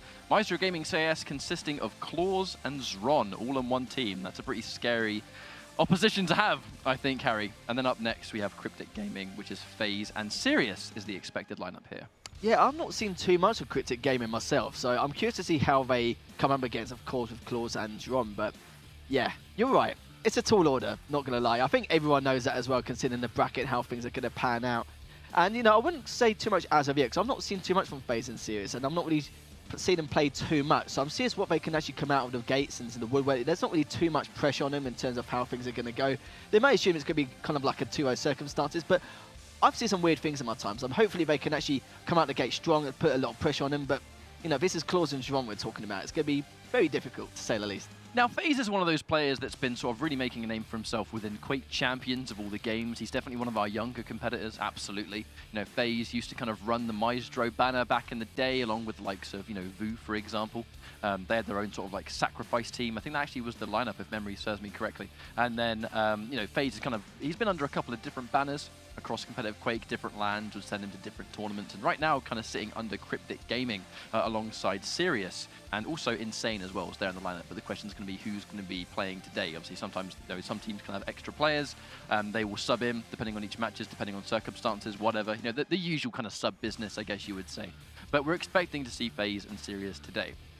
The one big thing is they're definitely two of the more emotional players. This is one of the more emotional lineups. You know, FaZe has been kind of known to be quite an angry player sometimes. You know, Very vocal. There's no two ways about it. But you know, that's sometimes the nature of competition. It can be a high-stress environment sometimes, can't it? So that in mind, you've got to stay cool against the likes of Maestro CIS, because if you're facing Zron and Claws all on the same team, there's going to be no room to get tilted. You know, you're going to have to make sure you play 100% because you are against world champion players. Be it the 2Z days, be it the current days, Claws is basically the best dueler in the world at this point. We're expecting to see great things of Claws at PGL, even Zron, who has been doing really well in the Quake Open League.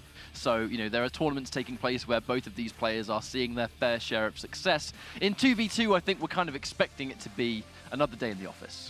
Yeah, it's, you know, it's going to be a bit of a teamwork makes the dream work and kind of how these two players play. But I'm interested to see how they actually play against, of course, with FaZe and Sirius, just due to the fact that with this team, like, even though they're not the same tier level in terms of power, you can kind of see like their setups and how they actually grab the power-ups and how they do certain things a lot easier. Because, you know, against two closely matched teams like you saw beforehand, it can be quite hectic and quite messy, but you can kind of see a glimpse of what they're trying to do and how things work. But if Claws and Dron kind of get carried away and get ahead with things, but you can see things that are kind of clear a day exactly what's happening. But, you know, with Cryptic Gaming, you know, not bad players. They are still really good players, but it's like you mentioned before, it's a tall order with Claws and Dron as well. We know how great they are. We know Claws is, of course, one of the best duelists around and does bring some of that pressure and momentum to what he has in duel into TDM, and it's going to be very, very difficult for Cryptic Gaming. But I wouldn't count him out just yet. But yeah, it is a very tall order, like I mentioned before. Now we have the pick and ban ready to go. We'll find out who's been removed from play. This time it's Visor and Keel that's actually been taken out of the equation. Keel was very, very popular to ban out, you know, for those sort of like obvious reasons of area denial, constant damage, constant spam around corners, particularly on those small maps, which are quite favoured in 2v2. Visor, just one of the best champions in the game in general, really. You know, the sort of like the eternal gift of the piercing sight. But the map, we're going to be seeing Blood Covenant and Awoken, and if it reaches that point, it's going to be Ruins of Sarnath as well. So it's going to be, you know, a sort of far cry from what we saw previously, which is pretty much 3 tiny maps. Now we have 2 you know, I think generously sized ones, and then Awoken again. I'm interested to see what champions we see. Knowing Claws, I'm expecting to see BJ. I really do. I feel like if there's one player in the world I would not want to fight who is using BJ, with an LG. It's Claws. Because if you would have the player that has the best LG in the world, and now he's got 2 of them. It's like, don't even bother, don't even try. But Death Knight, I would be surprised if we don't see Death Knight picked here. I know Zron has kind of said in the past that he kind of believes that Death Knight is somewhat overrated maybe in Duel, but in 2v2, I'm pretty sure he still has a significant place. Just because Death Knight was nerfed in the game, he still does big damage, he still has high burst potential, he still has area denial. Even though it's longer cooldown and less damage, it's still damage at the end of the day. And in 2v2, where abilities are as prominent as they are, he's going to be quite a popular pick, I would imagine. Yeah, in terms of contesting certain areas of the map, it may be quite useful, but the maps aren't really too much in the favour of that Death Knight anyway, of course. Maybe with Blood Covenant, there is certain patches you can do, maybe for the heavy in certain scenarios, but even with that Visor ban, I completely agree with that, just due to the fact that it does go to third map. Sarnath is so good about piercing sight, and he's not just in Duel, you could say, but in 2v2 as well. It's phenomenon the abuse you can have with Visor there. Awoken doesn't matter too much, but Blood Covenant is a bit of hit and miss depending on how you actually use Visor, so I can understand that ban, but Kill is just Kill. It's the way some players actually abuse him is phenomenal, but these are quite large maps here, and I think with the kind of cryptic pick with the Awoken map, I was actually quite surprised by that, because I think the Maestro CIS team are actually quite good at that. Yeah, for sure. And I think it's a combination of the fact that you've got Zron, who has always been such a legendary team player, and then you essentially have a player like Claus, who can essentially just kind of go off and do his own thing. He's one of the most talented, or is, I would say, the most talented, I don't want to say Duel and 1v1, because they're separate kind of things. Like, Duel is all about, positioning and brain, like setting up for certain things. But by 1v1, I just mean you versus me, we both have weapons, let's go, right? And I feel like Claus is, without a shadow of a doubt, the absolute greatest at that, because his accuracy is, you would probably think this guy is using mods or something. You know what I mean? Like this guy, you see the most ridiculous shots. If you ever watch Claus' stream where he'll deliberately be in a free-for-all or something, and he'll deliberately set up really weird mouse flicks. He'll be right there, and he is essentially just going to like deliberately look slightly to an angle, just for the purpose of, flicking back towards you. This kid is insanely talented. Yeah, I would say his not just aim, but just his movement around the map and how he plays. Yeah, if you see him from a first-person perspective, it is actually pretty crazy. It's like how some people who maybe don't play Quake or only know a little bit, his point of view is kind of what the outsiders would kind of expect, and kind of how fast he plays and how well he does things. But yeah, with Claus, he is just a definition of an aim star, and when you've got someone like that with an LG, it's extremely difficult to stop. And one thing you put in there is the fact that if he's dual wielding with BJ in any way to those LGs, you're pretty much knocking on death's door, because it's going to be so hard to keep him back in any way. Maybe use Death Knight or someone else, or maybe a file to try and get away, but then again, what can you do in that kind of circumstances? So him having a BJ pick wouldn't surprise me in the slightest. You can't really imagine being a Galena or that kind of player, because he's far too aggressive, and he's the sort of guy in a 2v2 matchup where as soon as he gets him on spawn or anything like that, he'll want to split the spawns instantly in a matter of time and kind of put the pressure on back and forth. But I think that's the one thing Cryptic Game have pointed out, is the fact that if it was Blood Run or Corrupted Keep or any other one of those small maps, it's very easy to keep your opponents and keep one and the other separated most of the time. And I think Cryptic Game have thought, well, that's easy going to happen. There could be a lot more aggressive than us, a lot more pressure than us. The only way we can stop that is maybe do Sarnath or maybe do Blood Covenant. Blood Covenant, you kind of can keep him at bay to a certain point. But Awoken, I'm still a little bit surprised by that pick. It might just be the fact that it's one of their best maps anyway, so we'll have to see how that goes going this best of 3. But yeah, some interesting map choices there. I've actually, kind of recapping on different lands that we've had in the history of Quake Champions. Whenever you talk to players that actually fight Claus in Duel, you always kind of hear the same kind of thing, which is always like, it's almost like Claus is one of the most absolute, like, frustrating opponents to fight, because so many players will claim things like, he puts himself in situations that no smart player would ever put themselves in. Like, why would you use that jump pad? Why would you chase there? Why would you go through that teleporter? I'm on the other side, but you go through anyway. Like, normally, 95%, if not way more, would never even dream of making certain decisions, because you put yourself in such an unfavorable fight where the only way to win is to hit like 100% of your LG in that fight. Otherwise, there's no hope for you, right?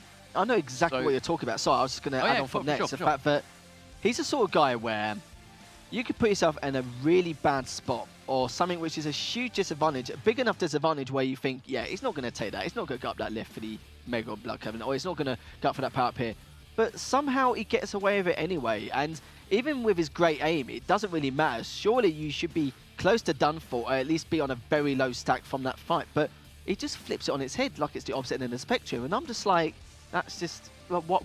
it's just annoying that he gets away with some of those unorthodox plays, because to them it will be unorthodox in some of those matters, and it's just so annoying, but it's so good to watch in more ways than one. I think how many of us would like to sort of be in the brain of Claws for just one day? And actually, I kind of brought it to attention because we have Blood Covenant next. One of the most prominent, popular times that actually happens in Duel is when, actually, no, 2v2 as well. Any situation where, you know, he's in that situation. I talk about Blood Covenant because of that jump pad to Mega.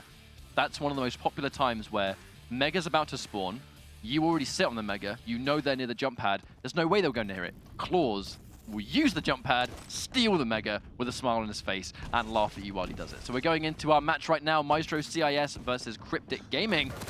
And we can see Ranger and BJ, two poster boys, let's go. But then the interesting thing actually we can see here, I'm going to find out who is actually running it. It's Zron going in with the Doomslayer.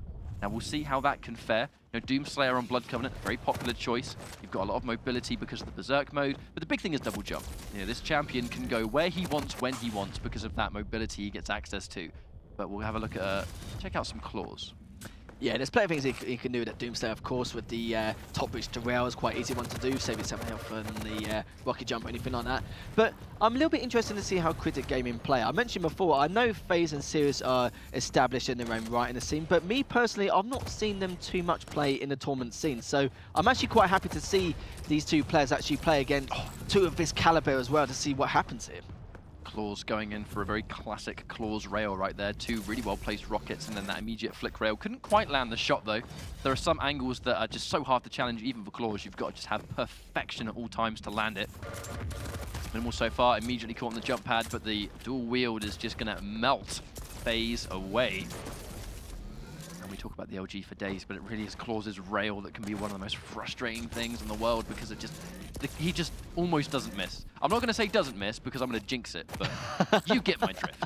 I get your drift entirely, and we were just talking about how it could be an orthodox position or the fact that he's in a huge disadvantage. You saw just there when he went for the light armor there from that lift, you saw straight up the fact that he was at a disadvantage. Even though he used the ult, he still managed to win these fights anyway. It's so, it annoys me so much, but it's such a great thing to see as well. But, you know, FaZe with that quad, even though it's tied 4-4, FaZe needs to make sure to try and stay alive with that quad, and, you know, Suicide gives it to his teammate anyway, completely understandable, because of course, you know, I'd rather give it to someone with 100 to 28 rather than 11 HP, and just needs to stay alive and see if he can find any way to either abuse his quad or just deplete the time on him. The danger Sirius has is that he's not really equipped to deal with the ranged combat of Maestro CIS. You know, they have rails, they're keeping him at bay. Sirius cannot overextend because he just doesn't have the range they have. All right, catches Claws off guard, very, very useful. Now, he's also going to be able to collect the rail, which kind of allows them to flip momentum.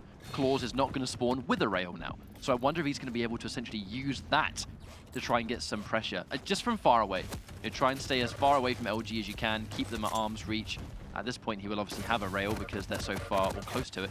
And there we go, Ron. Easy 2 versus 1 right there. Yeah, that was a fantastic bait and switch. You saw there that what? Ron went in straight away. Did you see that? I did. I literally, as I was about to speak about that last play, I just saw a glimpse of it. I was like, okay, fair enough. But you saw then for that Mega as well. Ron went in first, got the rail kill, went straight back, let Claws go in a little bit and bait and switch from there to easily get that 2 for 1. Of course, Ron could have carried on going in, but they only would have traded 1 for 1 and then Claws would have got the Mega. They both stayed alive, managed to get that Mega anyway, but some fantastic plays here. Managed to trade anyway, even though Ron was on, you know, quite a weak amount of health here, but 40 seconds until that next protection, and so far Cryptic Gaming have got some decent map control here. I like how even this is, to be completely honest. I think Cryptic have done a wonderful job of just taking these fights really well. There's been some pretty, you know, costly misses from Claws. I'll go as far to say uncharacteristic misses. Sirius getting a double kill, taking out both of them. If they're going to go down though, better it be now than when protection spawns, of which 20 seconds away, we're going to see some sort of tide shift, that's for sure. Sirius gets another kill. Sirius has just been an animal, and right as we swapped him, he actually gets a mid-air too. Claws in a horrific position, going in for dual wield. Can he win the fight? No! Going straight into the rocket. And he is not in a great position. Right as protection spawns. They are well equipped for this fight. And the 2v1's Ron. He's going to go down as well. Sirius very, very weak indeed. He's going to regenerate to his next 25, which is going to be good. You know, BJ with protection. That one little piece of his passive helps massively.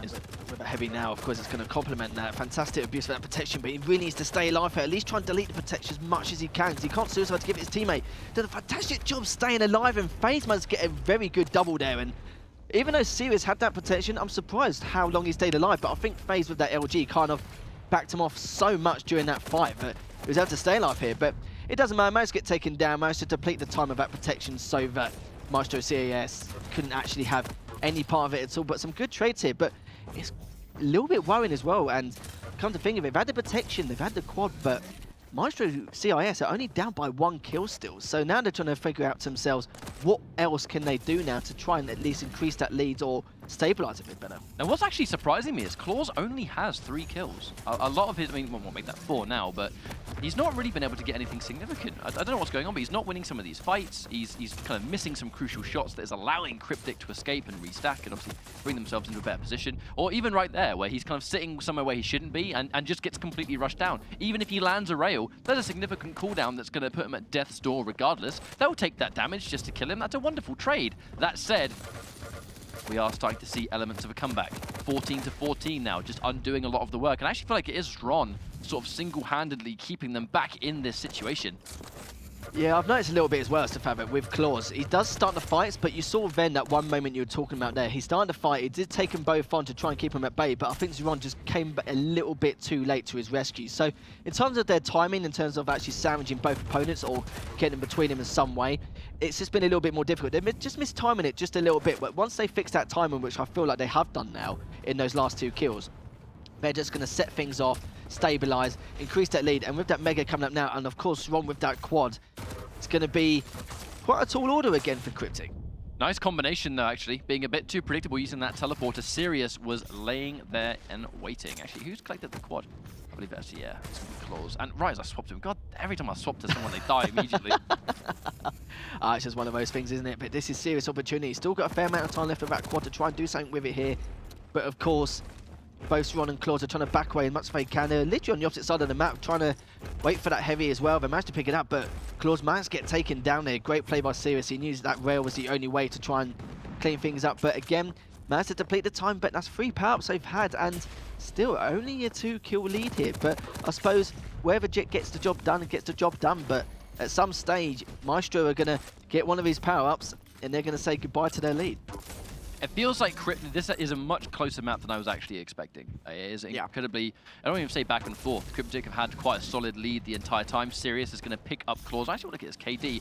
14 kills. He has been doing such a wonderful job. Yeah, I feel like Claws has been doing the damage, but just hasn't had the opportunity to clean up. I think John's just been on clean-up duty so far. Of course, with Claws, you know, he can take out 2 other people quite a lot at the time here and there, but against players of his caliber, it's going to be a huge amount of struggle, and there's only so much time he can put on. I think he does start the fights a little bit. It's either Claws is starting the fights a little bit too quick, or Ron's just not getting there fast enough to keep up with exactly what's going on in certain scenarios. And it could be hit and miss anyway. So I think in terms of communication, they've probably got to say, right, I'm about to go in 3 seconds or whatever, so Ron could be a little bit more prepared. But when you've got a rail like that with Ron, I don't think it really matters too much, and managed to tie things up here, 21-all. Yeah, I mean, you can see why. I know Doomslayer is not the absolute most popular champion in the game these days, but you can see why he's been picked on Blood Covenant. You know, how often is Ron going to be able to kind of just stay at this exact same level of elevation?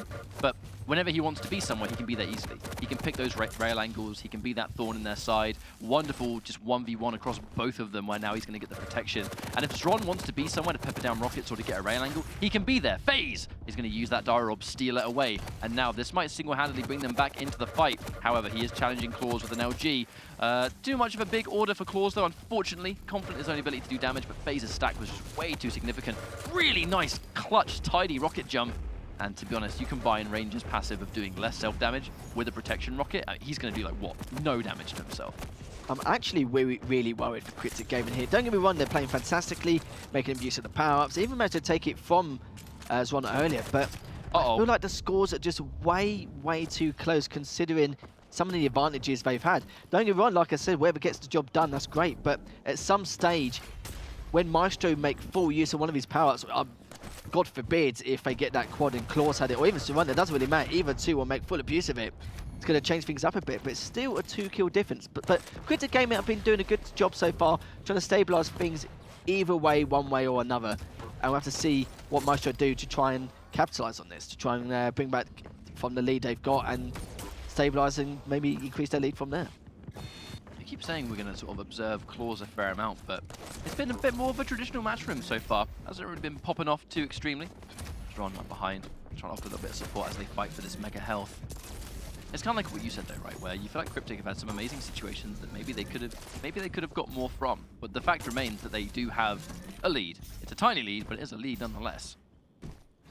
But it scares me as well. Like, I've been in so many situation battles where, like, if I've got full map control and I'm just basically using it as my playground and I'm still, you know, getting the megas and heavies and the quads or protection wherever it comes up, and I'm still only a little bit ahead, that's when I think to myself, there's an issue here. Something's not right, you know. Obviously, we're not trading well enough, or we're getting 2v1 too much, or we're not switching too much. But yeah, this is what I mean. Like, Ron and Claus are just doing such great plays here. Again, got the 2, but this is what I'm talking about. Even though Claus is quite weak, he's going to get that mega anyway to bulk himself up a little bit more. He's got the quad and he's got the LG and rail to complement it. So we're going to see some big things here, I reckon. Gonna have to try and chase him down. The runaway game is going to be true as Cryptic want no part in taking this fight with Claus. You do not want to let this kid anywhere near you.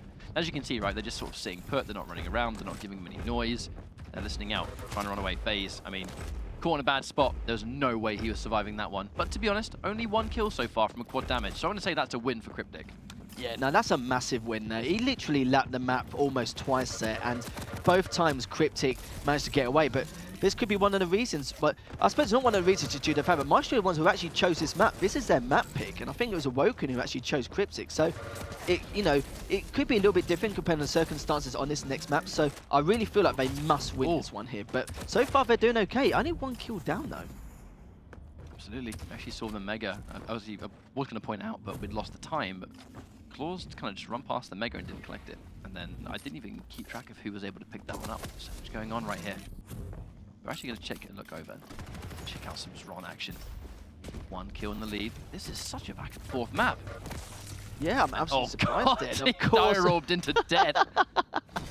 Good God. Oh, with that rail as well, just to add salt to the wound, make things just that little bit worse here. But now Maestro have a lead, and this next protection, next 30 seconds, is going to be so important. But of course, so's that mega. The mega's going to come in 10 seconds just to help him out a little bit more. But Ron, of course, in that berserk mode, doing some great things there. Serious managed to clean things up in the end.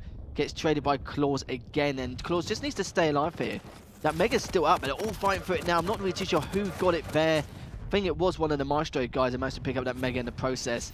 And now this protection is going to be the talking point here. Whoever takes this is either going to increase their lead or try and stabilize and equalize things. Sirius with an excellent use of that dual wield, and now he's going to be rewarded with protection. Very, very well played. It's going to allow them to stay back in the fight. And I actually feel like Sirius, I actually want to check out how much kills. 24 kills versus FaZe's 10. Like he's been such a top performer, and I've got to say, just single-handedly keeping Cryptic in this fight.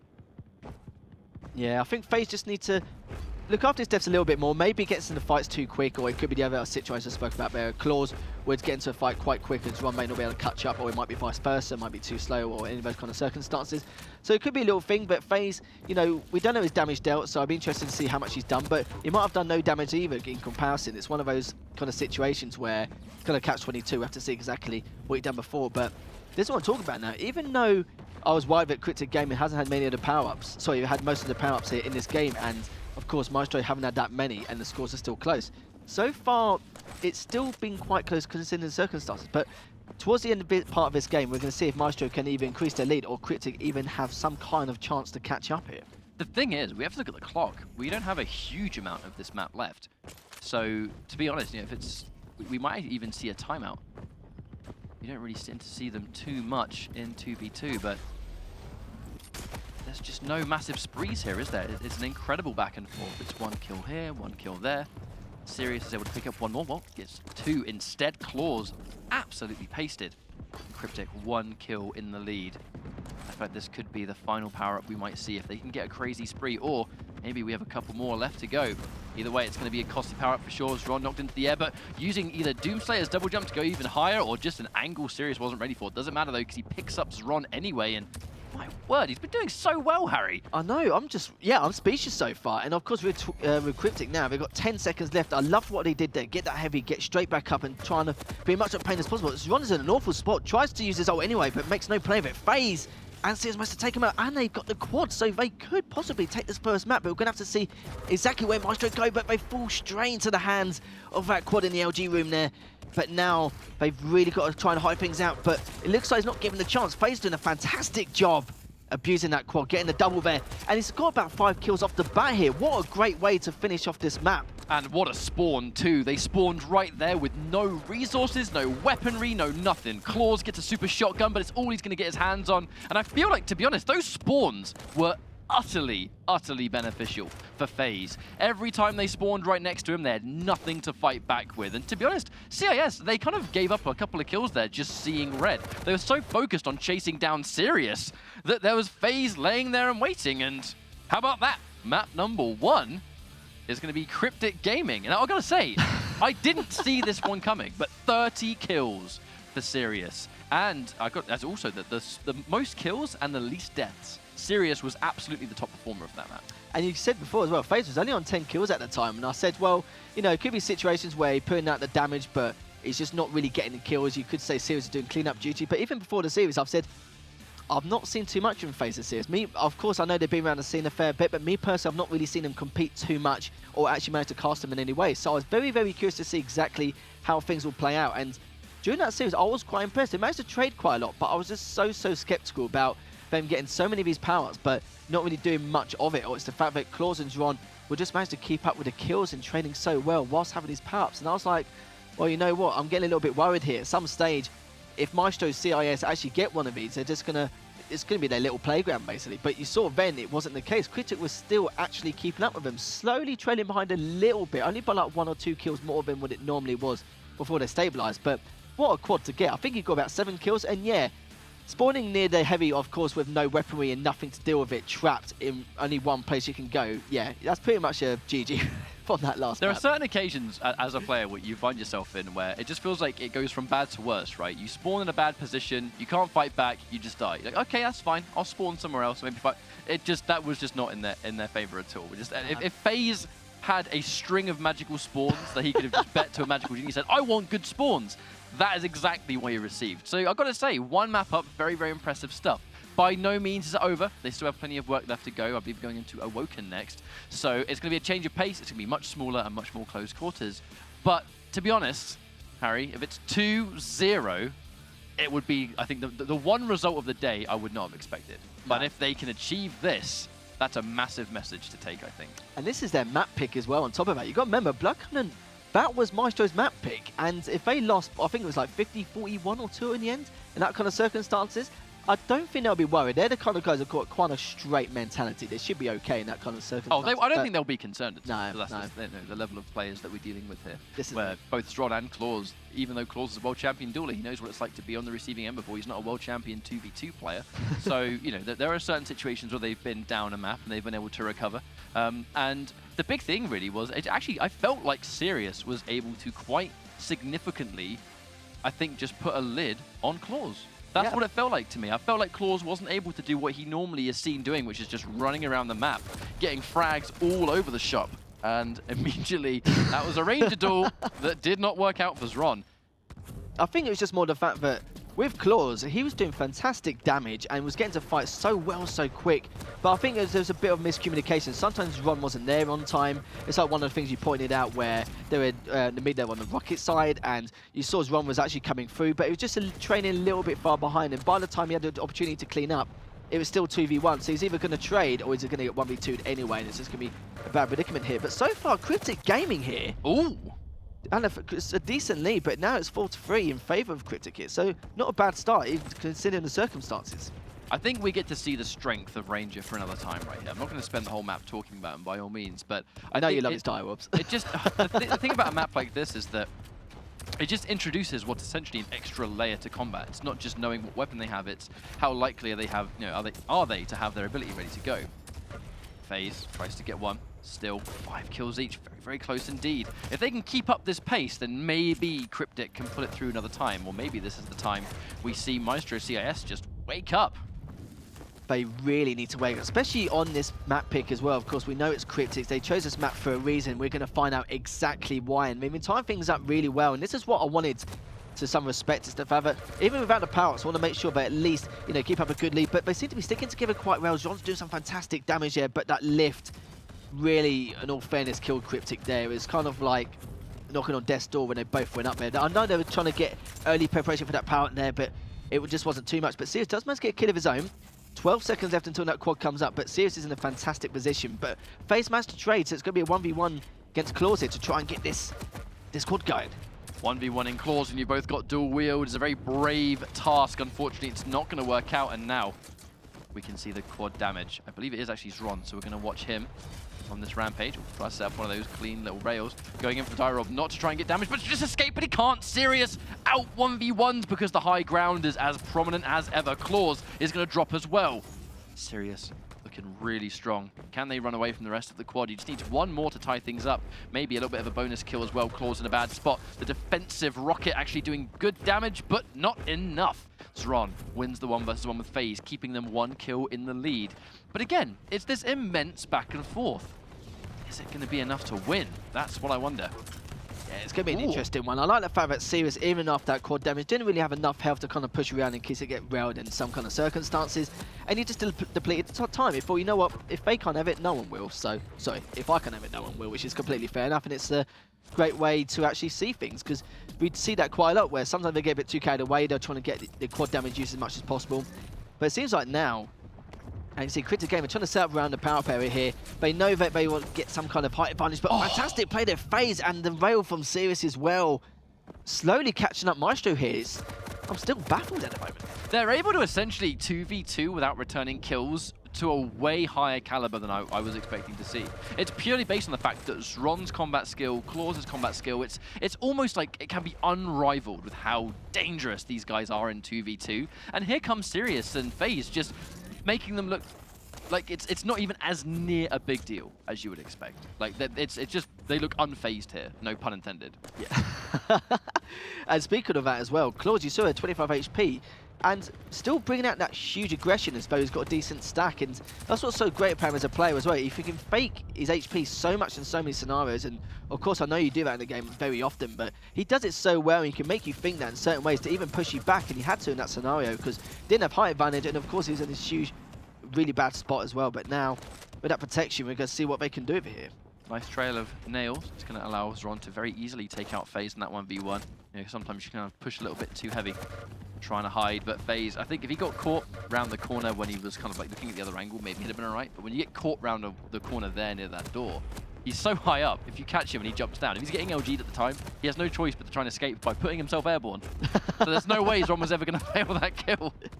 Yeah, he had no chance there. Zron does get that mega, and of course Critic did get that heavy early, but still something think so far. Fantastic rail there by Zron. They managed to get a second as well with that die orb, and that lead we spoke about before was only 1 or 2, but slowly but surely Maestro increasing it more than ever. But managed to get orbed himself anyway, so Cryptic can come back from this, but it's 6 kills in it, and they really need to try and find an answer to what they could do here. That's fantastic teamwork earlier, but they get separated quite a lot for the last couple of minutes, but they're sticking together a lot more. They're trying to build their stack again, but every time they come out from that fight, Maestro makes sure that they get cleaned up every single time. Yeah, that 2v1 that Cryptic won is good they won it, but it was a heavy cost. They've taken so much damage. The cleanup was effortless for Maestro CIS, and now they have a very, very chunky lead. 8 kills ahead at this point. We still have plenty of time until we see quad damage, but this is a far cry from what we saw previously. This is actually the first time I've seen Maestro CIS have a lead this big. Yeah, I think the largest one we saw earlier was only by like 3 kills, maybe 4, and that was like the maximum they had, and apart from that, it was very difficult. We thought we'd see this kind of lead in that last map, considering the circumstances. It was their map pick, but it's the first thing I pointed out as well. When I saw Cryptic chose Awoken, I was like, well, I was a little bit just surprised just due to the fact that, you know, it's pure aggression on this, and Zron and Claws are the definition of that. It's kind of what we expect, especially from a player like Claws as well, and you know, I was kind of right a little bit. Look at this kill difference so far, 9 kills now, and of course, with that quad, it's going to make things even worse, and he hasn't got much of a stack, but we'll build things a little bit up here, and it's knocking on death's door here for Cryptic at this stage. Yeah, I definitely remember you saying that you were kind of concerned seeing Awoken. You kind of figured this was going to be a map that would kind of allow a player like Claws, for example, to sort of run a little bit rampant. Looking at the kill feed, it still looks like Zron is going to be one of those star performers, but it's a combination of, I think, his champion choice and the fact that he himself is just as talented at taking frags anyway. But yeah, these smaller maps, the second it's all about combat and combat alone, you start to realize that this does kind of favor these guys quite a lot. You know, you wonder if this is going to be a 1-1 situation, and maybe we might be able to see signs of what we saw on Blood Run once we go into Sarnath, because they are kind of similar sized maps. Yeah, this issue as well, and with Sarnath as well, it's, you know, it's going to be quite a huge map, and I never thought in my days I would see a map 3 going into this series, and I said it from the start as well. I said at least with Sarnath there's plenty of room for them to make mistakes, and if there's any minor ones they make, then they can maybe not capsize, but at least try and stay away and move on to the next fight. But here, you don't really get the opportunity. You make a mistake as minor as anything. Every minor mistake is a major mistake, especially on Awoken. It's extremely difficult to come back from any kind of scenario if you put yourself in a bad spot. And you can see, look, 38 to 27, that lead is just growing and growing and growing. And they really haven't got an answer to try and capsize on this. Even though Ron and Claus don't really have a good stack in some of these fights, they still come out on top, or at least go 2 for 1 in some of those situations there. Try to go for the surprise attack. Trades it, which is definitely better than nothing. Strong is going to fall as well, but at this stage, 10 kill difference. That's pretty hard to come back from, I think, this late in the map. FaZe gets a very, very clutch rail. Getting one of those rails when you're sort of like down and you haven't got the high ground, it's not easy to land, but Zron, excellent rocket. Running right into it. Going to just go back and forth. So many kills. Claus doing what Claus does and challenging the jump pad. And committing suicide. That looked kind of deliberate to me. Claus doing Claus things, basically. He's a sort of... If he knows he's going to die, he may as well like commit suicide now so that he would potentially have stack to try and fight for this protection. Unfortunately, didn't work out. It's now going to be Serious that sits pretty with that. A little bit of damage, so FaZe picks up the pieces, and look at the comeback that we might be seeing here. Only 5 kills now. Dual wield, challenging Claus. Big damage. Serious knows he can't really fight, but now he just picked up a small health bubble, so now maybe he can. But look at this though, look at the lead. You were talking about 11 kill difference now. Critic have made a huge impact. Now it's only 3 kill difference now. Destroyed. In favour of Maestro still, but this is what we spoke about before. Even in that last series, this is exactly what happened to the last Maestro team, where, you know, they lost their lead by 7 kills, and in the end, beating 50-49. This could be another close one here, considering what's going on. Well, the power-up has disappeared, but with only 3 kills of difference, who knows? FaZe unfortunately walked into one too many rockets during that fight. Gonna fall down, 4 kills now. Going in with the big plays, but unfortunately with no damage from that die roll dealt. Serious, easy 1 versus 1. That is the risk. You know, it's a risk versus reward. If you hit your die orb, great situation. Miss die orb, terrible situation. See you later. But even now, though, it's only still a 3 kill difference. They can still make a comeback visit. They just damaged at 1 person, but I don't think they're going to challenge it because, of course, FaZe there didn't have enough stack. He was quite weak. There's no way he can challenge. I think he was hoping Serious was, but even then, he didn't have the right angle. But fantastic rockets there, but they're still quite weak. They need to try and stabilize a little bit more, get ready for that quad fight, which is coming up in the next 38 seconds. But sadly for FaZe, doesn't manage to stay alive. So we need to think about exactly how they're going to grab this in the next 30 seconds, because that quad is going to be the game changer. It's going to be possibly the match changer as well. But if Critic get that quad, they could take the whole series. Yeah, Maestro, they're definitely trying to hold control over that side of the map. There's so much at their disposal. They've collected the heavy 2. I'm actually going to check out Zron and see if he can fight back. He's actually raidable at this health. It's a dangerous FaZe picks him off. It's now going to be a 1-for-1. We have 10 seconds left until the quad damage, and if FaZe can collect this... Oh, hang on. Hello. I'm going to see if this works. Okay, this is the big play. He's got a die orb as well. All right, now he comes out. Claus didn't see him. Couldn't see him. Is he going to be up? No! Walks into the rocket! Claus now has access to quad damage, and it's going to be Zron committing suicide. No, actually, it's Claus, sorry, getting suicide. Zron picks it up, and this might be it. They went in for the big play, trying to put the ambush down, but Claus just landed the money shot 2 times in a row. I think that might have been the big play that just did not work. 2 kills left. Maestro CEST are going to win this map, and I don't know. I reckon this might be game over. There we go. Slipgate, yes please. 1 more kill. And we're going to see Maestro CEST take this map, taking us to a map number 3. And there it is. Jump pad, surprise super shotgun, quad damage. See you later. Yeah, no, that was a fantastic setup there they had. Of course, I think when Dron went up, he had absolutely no idea Hayden was hiding from that right side, which is completely fair enough. And I think maybe if Serious stayed alive just a little bit longer to rather than trade, they could have got away with it, because of course Claus has got to focus on 1 person, not just 2, and they could have took the fight 2 for 1. But even then, it just wasn't the case. But if they took that quad, we could have seen a 2-0 there. That does mean we're going into a 3rd map, Ruins of Sarnath. So it's going to be, we've seen a large amount of variety in these maps so far. And you know, this was so nearly a 2-0. That would have been ridiculous if it went 2-0 and we did not see Maestro CEST in the final, just through talent alone. But a couple of things to take away from.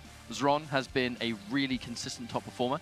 It kind of feels to me like Claus has been somewhat, I don't want to say struggling, but definitely not at the usual standard we're used to seeing him play at. Yeah. It doesn't really feel to me like we're seeing the same Claus that we have seen in every other tournament so far. Yeah, it's weird. I'm not too sure if Cryptic are just playing really well and playing out of their mind. I think it's a combination of the two, I think. Yeah, it's quite hard to say that because Claus is doing bad, it means like it's even things up between the two teams. Because like I said, I've not really seen these two players play a lot. You know, I know they've been around in the scene for a while, but I've not seen them personally play. So I do want to give out a straight opinion like, oh, Maestro CEO should take this. Because don't get me wrong, they should be heavy favourites coming into this whole thing. Like the whole of the EU side of the scene, not just this one match. But yeah, I'm just glad, even if they lose this 2-1, Cryptic have done a fantastic job, and this team really does show potential of what they can bring to the table in any other 2v2 tournament they can hold. But in terms of how Claus is playing at the moment, it's quite hard to say because maybe he's done a lot of damage but hasn't really had the execution from his ROM needed to clean up some of these kills here and there. So it's a bit of a hit and miss really. But you know, with Sonif, it's quite a large map, and I feel like it would in favour Cryptic in this kind of scenario, because if they make any minor mistakes, they can get away with it. They can run off, they can hide, they can at least, you know, health orbit so much they can to at least try and stabilize enough to go for those power-up burst contestation again. So we'll just see how things go, but I'm assuming this might be a close one as long as things don't go out of hand and Claus plays like he normally does. Yeah, well, I mean, in the second map that we just saw, that was what seemed to be a pretty, you know, easy money for Maestro CEST. So it wasn't particularly close up until the last possible second, where that one power-up just meant everything. You know, FaZe went in for that one play where he kind of just hit that kind of funny angle. The angle that he put, the hiding spot, it did work. You know, when Claus went in for the fight, Claus went right past him. He did not know he was around that corner. And then kind of FaZe obviously understanding he's not going to let his teammate go down there. He's going to try and take the fight. He's going to try and make, you know, get something done. But unfortunately, it was just a matter of Claus hit 2 phenomenal rockets. That I think it was almost like 2 directs, and you can't challenge that damage. No. And it was right as quad spawn. So it's kind of a disastrous situation where you've just lost your 2 spawns. They now have quad damage, and you spawned with no utility. I think he had a dire orb and that was it. When you're that far behind, you just need a couple more and then the map's over. Dire orb's not going to help you that much. No, not at all. I'm surprised they went up the launch pad, because considering how close the game was, and if they lost that quad, then that could have been it. It's Claus. Yeah, and funny enough, we're talking about it. Every time he's in a disadvantaged situation, he does something weird like that, and he gets away with it. I hate it. It's so annoying, but it's so good at the same time. Oh, yeah, I bet he's having a great time, to be honest. But you know what? I'm going to put you on the spot, though, Harry. Let me give you a prediction, right? Okay. We're on our final map. Off what we've seen so far, who do you favour? It's... because it's like, okay, if it was like Blood Run or Crot to Keep or anything like that, then I would have been like, Maestro should take this. But because it's quite a larger scale in terms of like being Sonif, I quite like Sonif personally myself. It's going to be very, very hard to choose. But I would assume Maestro because, you know, they've had 2 maps to kind of stabilise themselves. And you saw there's a sign of them where, you know, they managed to increase that lead hugely. They've kind of like ironing out mistakes as things progress in this series. But I'm just going to be biased to say Maestro just due to the fact that you can't bet against Claus. But if Cryptic do win, then that's awesome. That's fantastic, because what a great way to stabilise as a team to say, well, you know, I took out Claus and Zron in the semis. And for us to say that they've been knocked out straight away in this top 4, it's, yeah, it'd be quite weird. Let's have some questions, I think, to say. Well, I think, to be honest, it's kind of like what you just said. I feel like in this situation, like given the current circumstances, where it's one map, and we see this quite regularly, right? Where there's somewhat of an underdog story going on, where, you know, we know that Sirius and FaZe, they're not the favoured team to win on paper, but they did take map number 1. Map number 2 is very, very close. You kind of wonder if, given these exact circumstances, is this where a player can sometimes psych themselves out a little bit? When you realize that you are 1 map away from eliminating Zron and Claus on the same team. Like, that's something that very few players in the world can ever say they've ever done in tournament. Yeah. So there's a lot of things that can sort of start running through your brain of, is this now going to cause them to maybe hesitate when they otherwise wouldn't hesitate? Because there's so much on the line here. You know, there's money every month. These guys are playing for cash. And, you know, I think the pride, there's so much pride in the Quake community. That's why I think for the longest time, you know, Quake, even before it got these massive leagues, things like 125 FPS, obviously the Tasty Cups that Jahar does, you know, a lot of tournaments where there's money, but it's not like life-changing money. It's almost entirely players would play because they want the accolade of being considered the best in their region, or, you know, they want to have that head count added to their trophy wall. They want to be able to say they took out these legendary players in these tournaments because there is so much pride in this community. And monthly competitions like this give the community constant access to say, yeah, I beat Cooler and Toxic, or yeah, I beat Zron and Claus, and what? Bring on the next land. Yeah, you know what I mean? This is it. No, actually, you hit the nail on the head, because even back when we used to win events and stuff, I remember we used to win events where it was only £500 for first place or something, and there's like 50, 60 teams and stuff, and I'm just like, Well, you know, that's a bit of beer money to kind of heavy on my way. £500 is a bit of beer money. How heavy of a drinker are you? That's I mad. actually don't drink that much, actually. Well, okay, maybe if it's like Sunday night and, you know, get things going, then yeah. When the event's done, Yeah. when the event is all finished and all the stress is over, maybe. Get like 20 crates. But even then, like for you as well, I'm sure it's the fact that it was never about the money. It was always about the pride of being some of these best players. And of course, it's not just fact that once you've won an event, you want to win the next event and next event. You want to be known as like kind of like the legend in the scene to win so many events back to back. And you don't ever want to make a name for yourself to kind of like win an event. You want to make a name for yourself to have a run on a certain game or certain title. And that's what you want to do. That's kind of like the aim of it. So, of course, from that first map with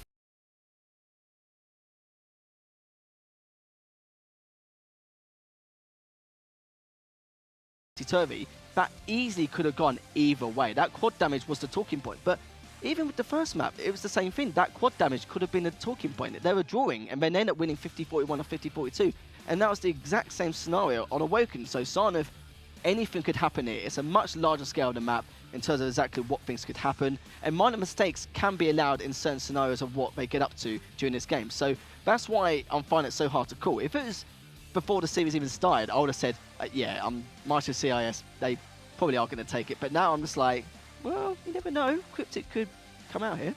I think if they do, the crazy thing is that if they can pull off this win, it's going to be the first victory of many they actually have to do today. Because this is not a grand finals, this is a semi-finals. So to win this tournament, they're going to have to take out the two Maestro lineups, which even in itself is a ridiculous ask. Maestro have been such a dominant force in these online tournaments, whether it's Battlefied, whether it's, you know, the Go4s that we do here, whether it's Tasty Explain. If there is any Maestro representation, they're always going to be there. Quake Open League, you know, we would see Garpy in there putting in work, Razy putting in the work, Ron putting in the work. And, you know, I keep listing these names. Everyone that plays in Maestro plays in these modes, and if it's an online tournament, they do very well. So, again, it kind of just goes back to what we talked about of, is this going to be almost too big of an ask? This is a Goliath achievement if they can do it. David and Goliath. Yeah, it is.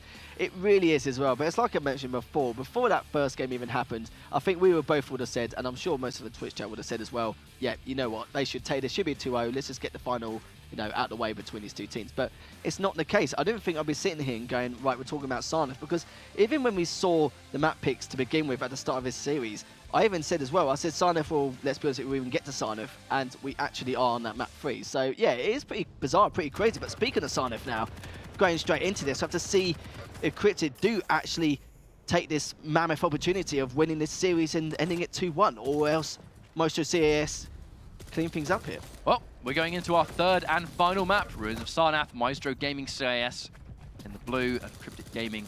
The Red Claws is going to draw first blood, and for that reason, let's take a look, see if he can make magic happen.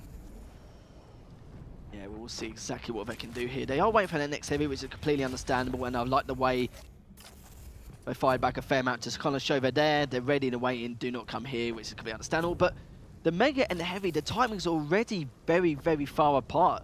I think it's literally about 16 seconds apart here. So we're going to see whoever takes one then the other. We could see a lot of contention here at some stage, but so far Maestro do have that 1-0 lead, but after just a minute, both teams are being extremely cautious and careful what they want to do.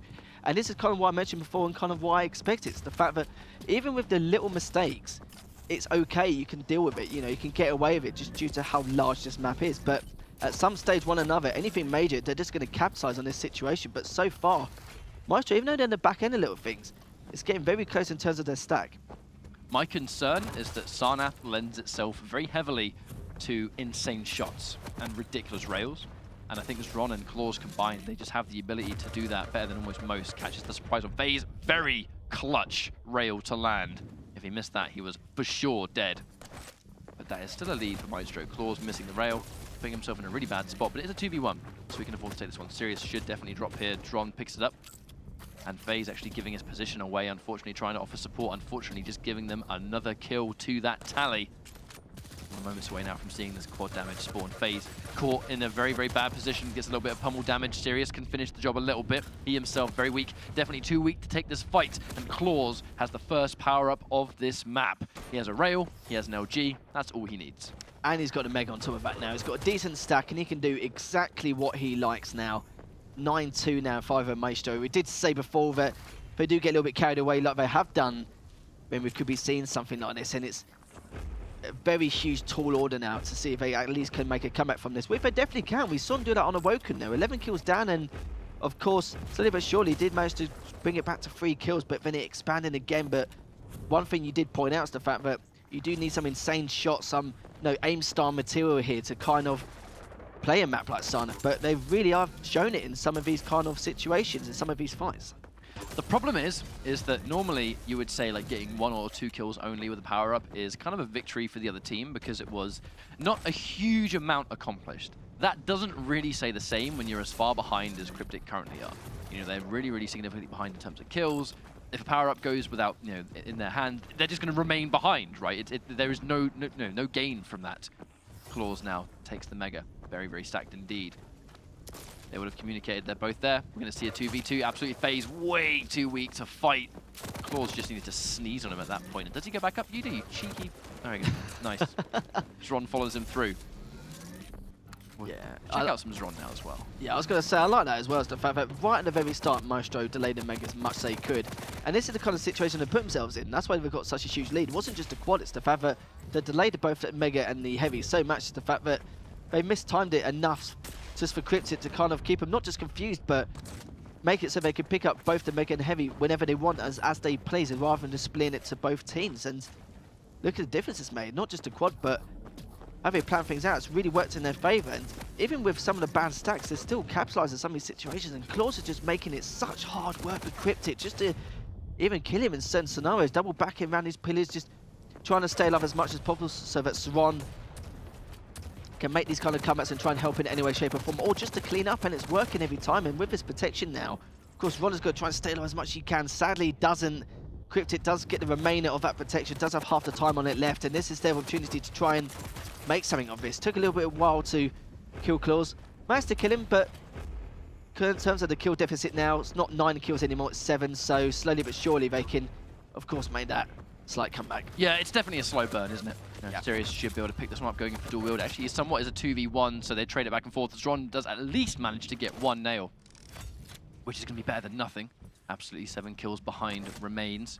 It's been a pretty slow-paced match, I have to say. Hasn't been sort of like lightning quick. And I think this is actually a pace that we kind of needed to see out of Cryptic. Unfortunately, though, I just feel like the control is going in Maestro's favor.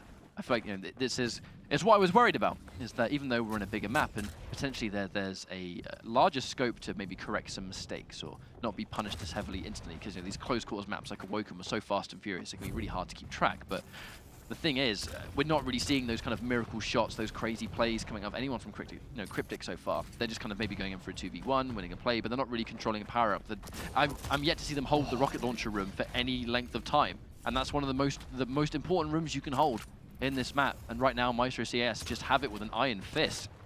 Yeah, the pressure's being extremely strong. There's not really too much they could have done, and this height advantage now and the abuse Ron is giving there is absolutely immaculate. And it seems like Cryptic haven't really been given an opportunity to even take out these totems. As I said, that finally 2 of the totems have been destroyed, and of course the HP of Ron has been absolutely fluent the entire time. Didn't even barely need Mega after this whole time, just due to the fact that with those 3 totems, of course, you can extend your HP from 100 to 175, and it's been producing that so well and so flawlessly. And that's the one thing to talk about as well, is the fact that the pressure they put on Cryptic, if they put on that much pressure on, but they actually had time to take out any of these totems or kind of show any map presence, kind of proven itself at this stage. Now, Claws tried to make the attempt to keep them away from the room, and unfortunately, he kind of just bit off more than he could chew. That caused him to get absolutely destroyed, and then the cleanup crew just turned up and eliminated John as well for quad. That said, the recovery was awesome. Claws immediately gunning it for Heavy, knowing they're going to be down there. That's both communication and understanding that if Heavy's going to spawn and they have power up, they're probably going to be down there. It's a safe assumption to make. Claws has to be careful. He's still railable at this health. 75 is not going to save you from one good rail. Speaking of which, FaZe picks the magic location, and that's why you've got to watch out with no armor. That's right. He didn't really have too much quad anyway, so he did manage to deplete as much as he could, which is fair enough. And their map presence, their movement's just been absolutely phenomenal. I feel like at this stage, Cryptic are just trying to find answers to try and not just stick together and try and find angles, but just trying to stay alive. And as you can see now, Claws doing a fantastic job cleaning up, and even though he managed to take out only 1, it should have been 2 there, but with that gauntlet, of course, managed to get finished off there. But I've seen a bit of a role reversal here. We've seen Ron starting the fights a lot more, and Claw's actually, you know, doing a lot more of the cleanup duty, which is a little bit interesting to say at least. Maybe because Ron's just been more in that situation to kind of start these fights. Wow. And fantastic rocket there by Ron, and of course staying alive. Got all his totems up again now, and again, of course with Sana, because the map being so huge and with his rails he's hitting as well, it's not really too much Cryptic can do at this stage. Now, sometimes you would think a weapon choice might be questionable, but that's definitely just communication. Wow, I'm actually surprised that Zron missed that shot. Sometimes the easiest one's the hardest, I suppose, but here comes the protection. We're now reaching that point where this room is so big, controlling it can be quite hard. There's left, right, center, and that's just depending on what floor you're on. So there are so many ways that someone can try and take the power up in this room. You have to really kind of set up shop pretty early, or anticipate they're going to try and take it as late as you will, which is kind of what we're seeing right now. Ron picks up Sirius easily, and now FaZe does take out Claws. Not much damage, not in a great position. Excellent nails, in fact, and Ron just breezes in there, takes access to the protection, and now they're in a great position. 9 kills in the lead, just continuing a steady lead is what we're seeing from CIS. Yeah, Cryptic managed to stabilize in terms of like keeping up with him kill for kill, but this can't be the case. They need to find a way to increase, deplete the lead, not just like try and stabilize. This is the problem they're having, and like I mentioned before about that open room, of course, got 5 entrances, and if we've even been up top, it's sometimes quite hard, but that's why Zwan and Claws are just absolutely flying around the map so fluently. They know not to stabilize on just the one area. They need to make sure to keep the pressure on at all times, making sure that these terms are taken down, and they've got the room to do that, but it seems like Cryptic haven't got any room. They may have some answers with getting some angles and trading, but we're not trading well enough. It's either 1 for 1 or 0 for 1 here. And you can see from the score now, increased up to 11. Slowly but surely, Maestro Gaming are taken away with this. It's because it's either a trade or it's a 2 for 1. It's never in Cryptic's favor, and this is kind of, you know, it's becoming more and more apparent the bigger this lead is becoming. A huge part of it is the fact that CIS, the second Maestro in a position where they need to control room, like right here with the heavy, right? If there is a power-up or a pickup that needs controlling, they are all over it way before Cryptic are anywhere near it. So it's more the fact that Cryptic are trying to play catch-up the entire time, and it's just not working out for them. You know, Maestro, CIS, they're very, very weak now. A couple of rails and they'll be in the money, but going in for a rail against the likes of Claws and Zron, even in itself can be risky, because you miss one shot, they punish you absolutely. And just right there, rock in a hard place. Their FaZe gets a totem kill, which is great, but it's going back into the classic. They only just got a 2 for 1, and I'm not even going to call it a 2 for 1, because this might not even be it. No, it does work out. Claws drops, but that could have been disastrous. Could have been a 2 for 2, which, again, keeps them behind, which is not what they want. And of course, 13 kills now, 14 now because of that rail by Swan. I won't be surprised if Claws managed to clean things up, and he does now. 15 kill difference between both these teams, and the Megas come up as well. And good position with Quad, but Sirius does manage to take out Swan in the end. And if FaZe takes him out, which he has done now, they've got that Quad. So this is their main opportunity now. They really need to try and abuse as much as they possible, especially with that Mega on top. I like the idea of letting FaZe collect that Mega, you know, because he was able to sort of obviously assist towards his passive, which gives him less cooldown for the totems. Totems and quad damage, very useful indeed, but look at his health. He has to be so careful. He has to hit as many angles as he can to make sure he does not get caught out by a rail, which was what I was worried about. Claws just snipes him. And now, that's my quad damage, mate. Bam! Yeah, they separated so well and kept him at bay and just kept railing him and then backing off for the teleport. So many different ways. You could tell they spoke about this a lot on Runes of Sarnath, where basically they said, well, if they get quad, if they get protection, how should we get away? How should we pull away? What way should we separate ourselves? Should we get angles here, angles there? What's the best opportunity to at least try and keep them at bay, keep them pressure, but at the same time keep away from all the damage from that quad? And from the things they spoke about and stuff, they've done a fantastic way of doing things. Gave them absolutely 0 kills from that quad, and also at the same time separated from themselves to stay away. And Zron getting another kill there, 15 kill deficit here. And of course now Maestro are only 7 kills away from finishing this series at 2 to 1, and a little bit, I'll say a little bit unexpected, but like I said before, if we didn't see that first map, we would have expected this, no doubt. The thing is that you can only really start trailing the kills and start getting, you know, that snowball effect once you have control of the map. And I can't really say with a straight face that Cryptic have had control at any point. Every time there's a pickup or a power-up, you're noticing here that Maestro are all over it. And it's so difficult for Cryptic to recover from. Yeah, it's going to be extremely difficult at this stage. You need... Nice. I don't want to say a miracle, but we said it before and we got to a point where actually they managed to catch up. But that was when it's 45-38 in the last series at that first map. This is entirely different now. This is... We're talking like a 12 kill deficit and a map which I'd say favours Maestro's movement and how quick they do to capitalise and try and push things across. But so far, some of their aims have been very good, but Ron is just making sure of everything possible, and they got the protection. So this is going to be close to G, I reckon, at this That's point. so frustrating to be in FaZe's shoes right there, where he landed 3 really important, crucial rails, but they just didn't mean anything. It wasn't enough to eliminate a player from the equation, and he had to do everything he could to make it a 1 versus 1, and he just couldn't pick the targets he needed. And now, that amazing duck claws, God, what a claws play that was. Standing literally perfectly still with a gauntlet out. Yeah, I think Serious knew from then as well. It's like, yeah, okay, I can see what you mean. We're done for. This is going to be the end of the series. He did, you know, fair play to him at the start, but when you saw that 8-2 lead and the fantastic map control, it's just the pure movement of Maestro CIS there. It was just phenomenal, and to do it on such a large map, to keep him at bay and pressured and pinned in so many obstacles when they got spawn trapped, it was just a pleasure to see, really. Well, I think it has to be said. You know, I want to say big sort of commiserations to the boys, because Cryptic did such an amazing job of being able to make that closer than I think we were prepared for. You know, I think they can leave this tournament feeling good about themselves, to be honest. And the expected result was, in my opinion, I think it probably would have been 2-0 to Maestro CIS. I'm sure a lot of, you know, the chat and in general would probably agree, just through previous results at the end of the day. But they brought them to the limit. They really made them sweat for it. They pushed them. And in this kind of situation where you have these Go4s regularly and it's constant competition, you can leave a tournament feeling good about how you made one of the best teams in the world really work for a win. To make him sweat, basically. Oh, yeah. To that point. But that's the thing as well, like I mentioned at the start, and I've said it like twice, I'll say it again. These two players, heard of them, not really seen much of them in terms of casting them. And I was quite impressed, to be fair. I think, in my opinion, there is potential here.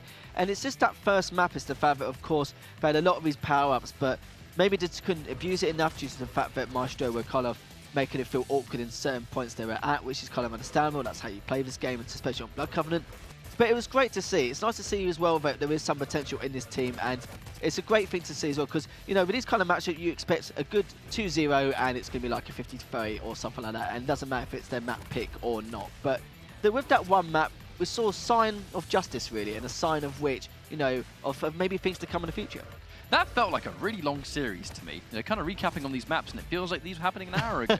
Like, the maps themselves actually went on for quite a significant amount of time as well, and I think that's a testament to how close things were. You know, unfortunately, Sarnath was not so much. Sarnath kind of went down into the way that we were probably familiar with how Maestro CIS can be at a dominant level of play. They are the favourite team to win this entire tournament, but a 2-1 result is something that is more than respectable. So, you know, GG's to Cryptic.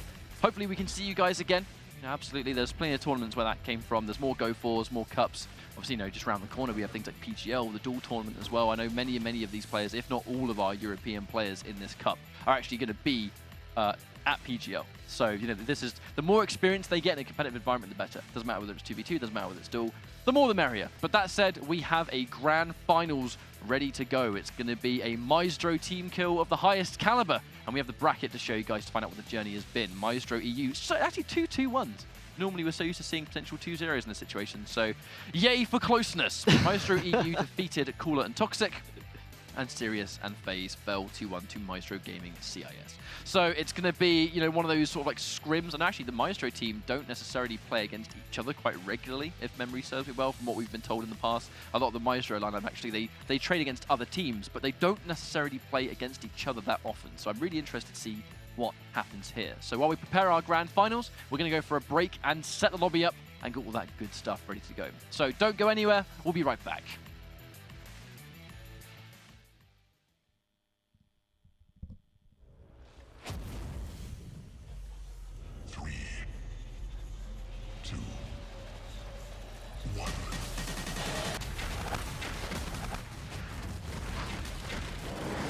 Tasty. We'll find out how tasty soon.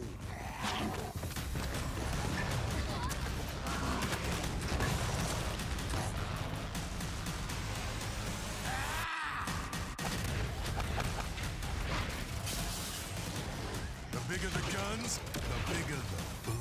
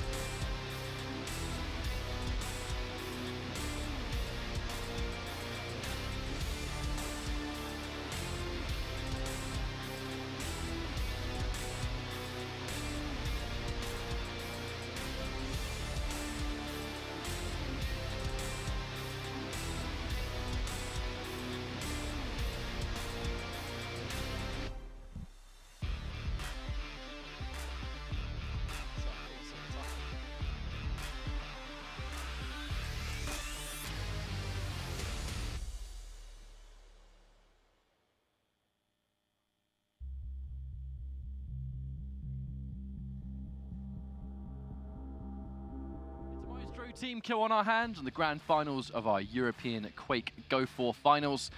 And we're going to find out which of the regions is going to reign supreme. It's Europe versus CIS. Who knows how it's going to go? I know people have said today that Claws and Zron were kind of like the favorites of this tournament. But from what we saw earlier just now, I don't know, man. I think I'm kind of favoring Europe just a little bit more. My name's Ketchup, joined by Lethal. We have one set left to go here for Europe, and then we're going to jump over and do some North American action. But it's been quite an unpredictable cup. I'm pretty sure you'll agree.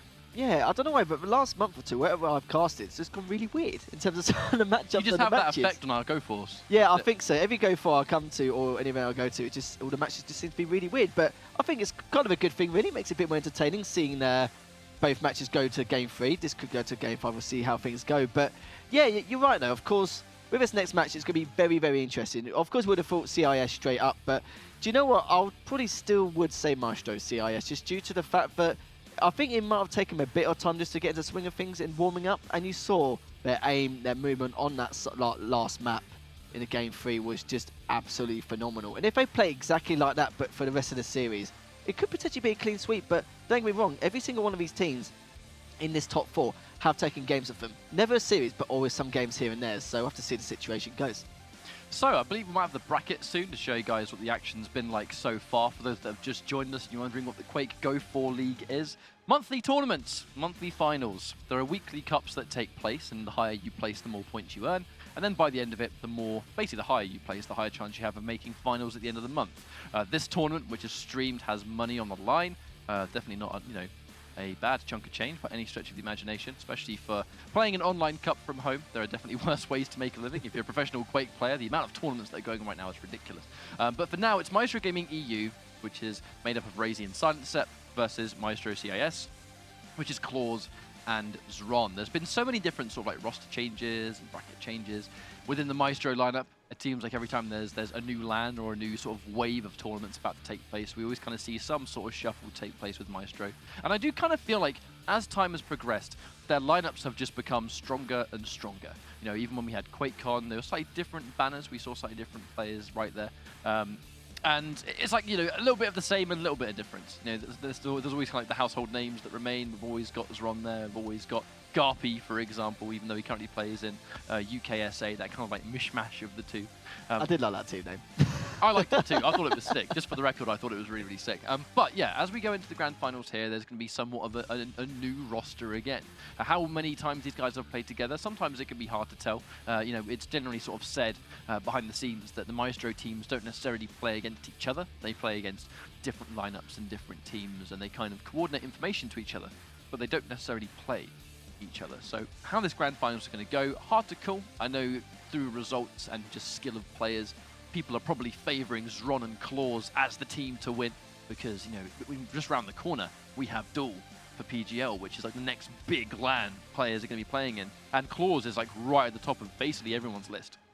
Next to players like Cypher, of course, who I believe will be seeing there too, and just other world champion duelers across different games and different timelines. So we'll see how that goes, but right now it's 2v2 action. I think we have the pick and ban ready to go. See the champions removed. Galena completely removed from play. So that immediate sustainability is going to be cut it out of there. And Keel has been removed for another time. Keel, I feel like he's got to be within that sort of top 3 of most banned champions in 2v2, because he's such a thorn in your side, especially when you look at maps like Blood Run, Corrupted Keep, Awoken's there again, but there are some slightly bigger ones. We have Tempest Shrine and Ruins of Sarnath as well. And the funny thing, actually, to me, is that those slightly larger maps were picked by CIS. They were picked by Zron and Claws, because I think from what we saw previously in the semi-finals, the smaller maps they looked a bit more uncomfortable on, and it was the maps they had the real estate to work with that they looked a bit more comfortable. Yeah, it's weird. They seem to enjoy the pressure of the aggression on larger maps, which I would have thought, well, on the smaller maps, they would seem a lot more comfortable. But maybe when things get a little bit too hectic, their comms get a little bit iffy, which you kind of noticed in that Blood Covenant game in the last series between the CIS Maestro team. But look at these maps. Yeah, you're absolutely right. Of course, Maestro EU are using Blood Run and Corrupted Keep, so we never know. Could see a Death Knight here. We haven't actually seen it at all, and I'm just really curious to see how they actually use it in this series. But yeah, like I said before, CIS are using larger maps, and of course Awoken will be that final game 5 if it does get up to it anyway. And Galena, a bit of an interesting ban. It's not a ban we've actually seen. It's not too common, but Galena, of course, is a very, very common pick on these matchups. So quite an interesting one. I want to see how they actually go without using it. No Galena pretty much means that we're going to be seeing all damage in some capacity. We still have BJ, we still have Ranger, we still have, I mean, Death Knight, again, we haven't really seen loads of Death Knight, but we know he's definitely a very, very prominent champion in the game across a lot of different game modes, in fact. So whether we see him today, we have a 3 out of 5 now. We have more maps to potentially see him in action. And you know, there's so much on the table now that could lead to insane damage. You know, Clutch is still available too. You know, sometimes we do actually see Clutch get selected too. Which is, you know, very, very important for some of these maps where he can really force you into... He's one of the few champions in the game that can force you into what is basically a completely unsurvivable circumstance. But it's going to be another mirror match. Ranger coming out to play once again. And with how Silent Sep has played today with Ranger, it is no surprise to see him manning the reins with Ranger for another time. Grand Finals, ladies and gentlemen. By the way, Stron actually gets the first Teller frag on Silent Sep. I think that might be a taste of things to come. Yeah, it's a nice little start there, and they might even start regretting with the fact that they chose Blood Run, but they did choose Blood Run before on that last series, so it's of course one of their better maps, you could say. And even though they got off to a slightly bad start, they've made a complete comeback, going from 2-0 down to 3-2 here, and the pressure's not really being as of yet, because they've been stabilising very, very quickly in this game. It's become quite slow. You could say they've been separated quite a lot with the CIS side of things, in terms of like where they are and what's going on in bits and pieces. And you can see from there, that's a great example of it. Of course, Ron got taken down, but Claus is nowhere to be seen. So the Maestro EU team are actually doing a great job just separating both players, especially on the map like Blood Run. Let's look at how many times it's a straight up 1v1. You know, and that time it was a 1v1 forced into a 2v1 as Ron tries to escape and runs face burst into Razy, of which he gets his revenge in record time. Thank you very much, Tribal. Claus gets the rail as well. Okay, it's like we're talking about though. This constant 1v1 situation. There's not a huge amount of 2v2 presence here. Yeah, none at all. It's quite an interesting one. Like, I would assume that it would be maybe as hectic as it was before, because you saw how fast the CIS team were actually playing in that last map. Even though it was Sarnif, it's completely different. I thought they would have carried over the same style, but maybe even though these two teams haven't scrimmed a lot, they know each other's play styles so well, and the kind of combination all the players bring in both these teams. So they kind of know what to expect a little bit in some ways, which is they're why they're playing a tiny bit more passive, just to kind of get a feel for exactly what's going on here. 8 kills to 8. I think this is kind of what we were maybe expecting to see. These are two very, very talented teams. It's no wonder we're going to see things as close as they are. That said, the quad damage might be changing things up some. Yeah, this will definitely change things up. Of course, Ron will do full use as of yet. It was very similar scores, similar bans, similar, obviously, champion picks in every way of the board here. They obviously know the meta very well and don't want to change anything and just stick to what they know. But now with that heavy and the quad finish off as well, nice little lead increase. Didn't get the full amount of use of quad, but managed to get enough to kind of extend things further. And as I said that as well, managed to finish the job with that last bit of quad there. And now 6 kills in front already. We'll have to see if they either stabilise or Maestro EU try and make a comeback, or maybe try and contest this Mega here, which sadly they don't. That's a horrific combination to try and defend against as well. 1 Super Nail, 1 LG, you know, it's 1 guaranteed string of damage, and as you're trying to dodge the LG, you're running, you know, head first into these nails, and it's just how much damage you prepare to take before you inevitably die. Claws destroys Silent Sep. Former teammates, now enemies, also kind of still teammates. It gets so confusing. It really is. It's a sad life we live at the moment, but some mistakes there by the Maestro EU team earlier. They were going for that Mega and the heavy armor separately, but the problem is the fact that they didn't know the timing for it, and they both went for it separately rather than go for one or the other as a team, and you could tell it helped that lead increase for the CIS region here, and now it's like going further, 7 kill different, and this is the problem they're going to have. It's the fact that even now Razy doing a fantastic job just putting the pressure on that rocket side, but it needs to be a little bit careful. They're working together a lot better now to get this Mega in, to get this heavy, but it depends if Claus can do anything about this short stack, which he does. Ron did a fantastic job baiting Claus as much as he can, but finally Razy does get taken down after all that. Here comes the protection. Claus not quite there just yet. Zron was the first to arrive, but unfortunately it took Claus quite a while to actually reach. He's now popped his LG just at the right time, but the wrong champion for that 1v1, man. The second he had the Dyro, he was able to go in and steal it, but it didn't matter. Still confident. Protection with 34 HP definitely you can work around that. And now they've been able to steal things back. Razy now has access to protection. Look how much of it is left. A substantial amount of it is left. Yeah, they've got plenty of work here, and of course, if they take this trade here, they can be in a fantastic spot. Razy managed to clean up very nicely. I think got a little bit of protection left. Maybe if they catch him on spawn enough to kind of force another fight, and he does, which is fantastic here. Managed to almost clean up a little bit. Gets to Heavy, try and get as much work as he can done with that protection, which he does. So fantastic abuse, and of course, the amount of damage output you saw from Razy there really helped Silent Set to clean things up massively. And look at that comeback now. We spoke about how there's only 7 kill deficit and maybe need that protection to kind of close the gap a little bit further, and it has done. Just 1 kill in it between both teams. Should be an easy kill. You know, Razy way too weak, and there's a reason Silent Set didn't press it. He understands how weak he is. He can't risk taking the fight. Doesn't want to go down. Zron, immediate dire orb on Razy back to back. You want to spawn? Well, how about you spawn again and immediately die? That is the strength of that. I mean, it's so good.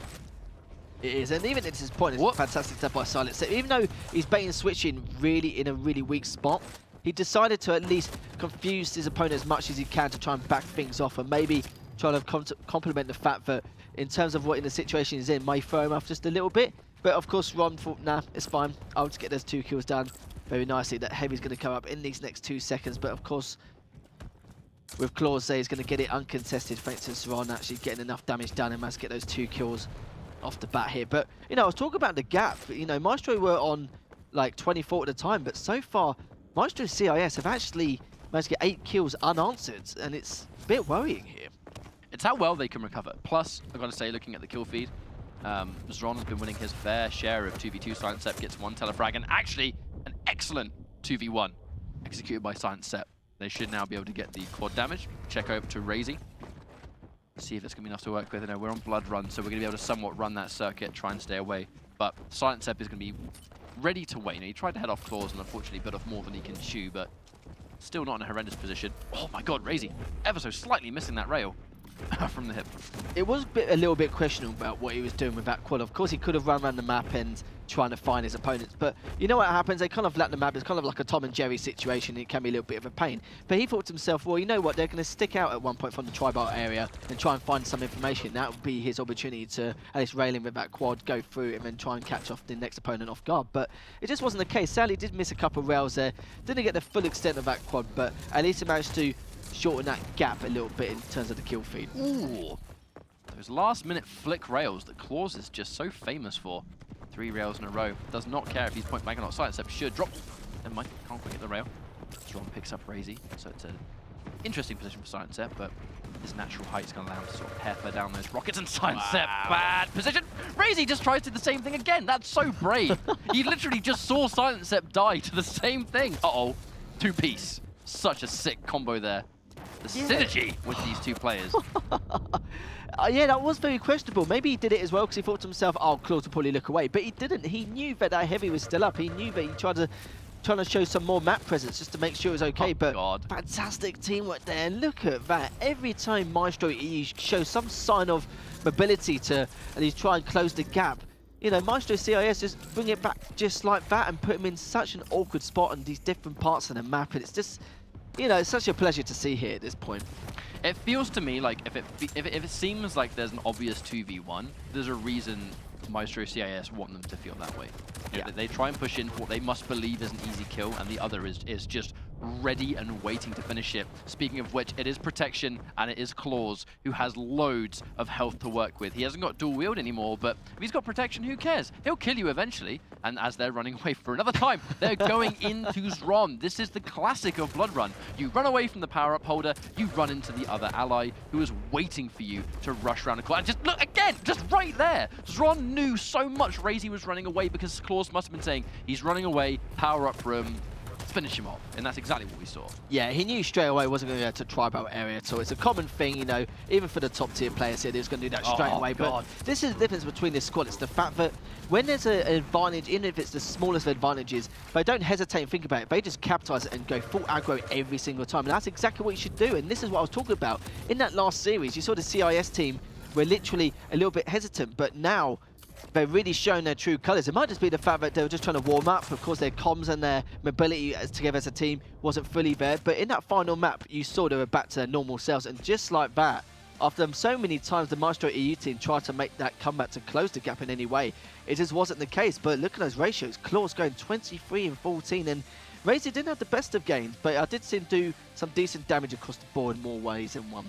Yeah, sometimes I guess the kill feed or the KD ratio is only half of the information that you receive. Maybe not even that. Sometimes it depends on damage, depends on how many pickups you're able to collect and all that good stuff. But it kind of goes back to what you were just talking about. How in the semi-finals when we saw Maestro CEST, they kind of looked like they had a very slow start. I think some of the slowest starts I think we've seen from either of those two players in the tournament, if I'm going to be completely honest.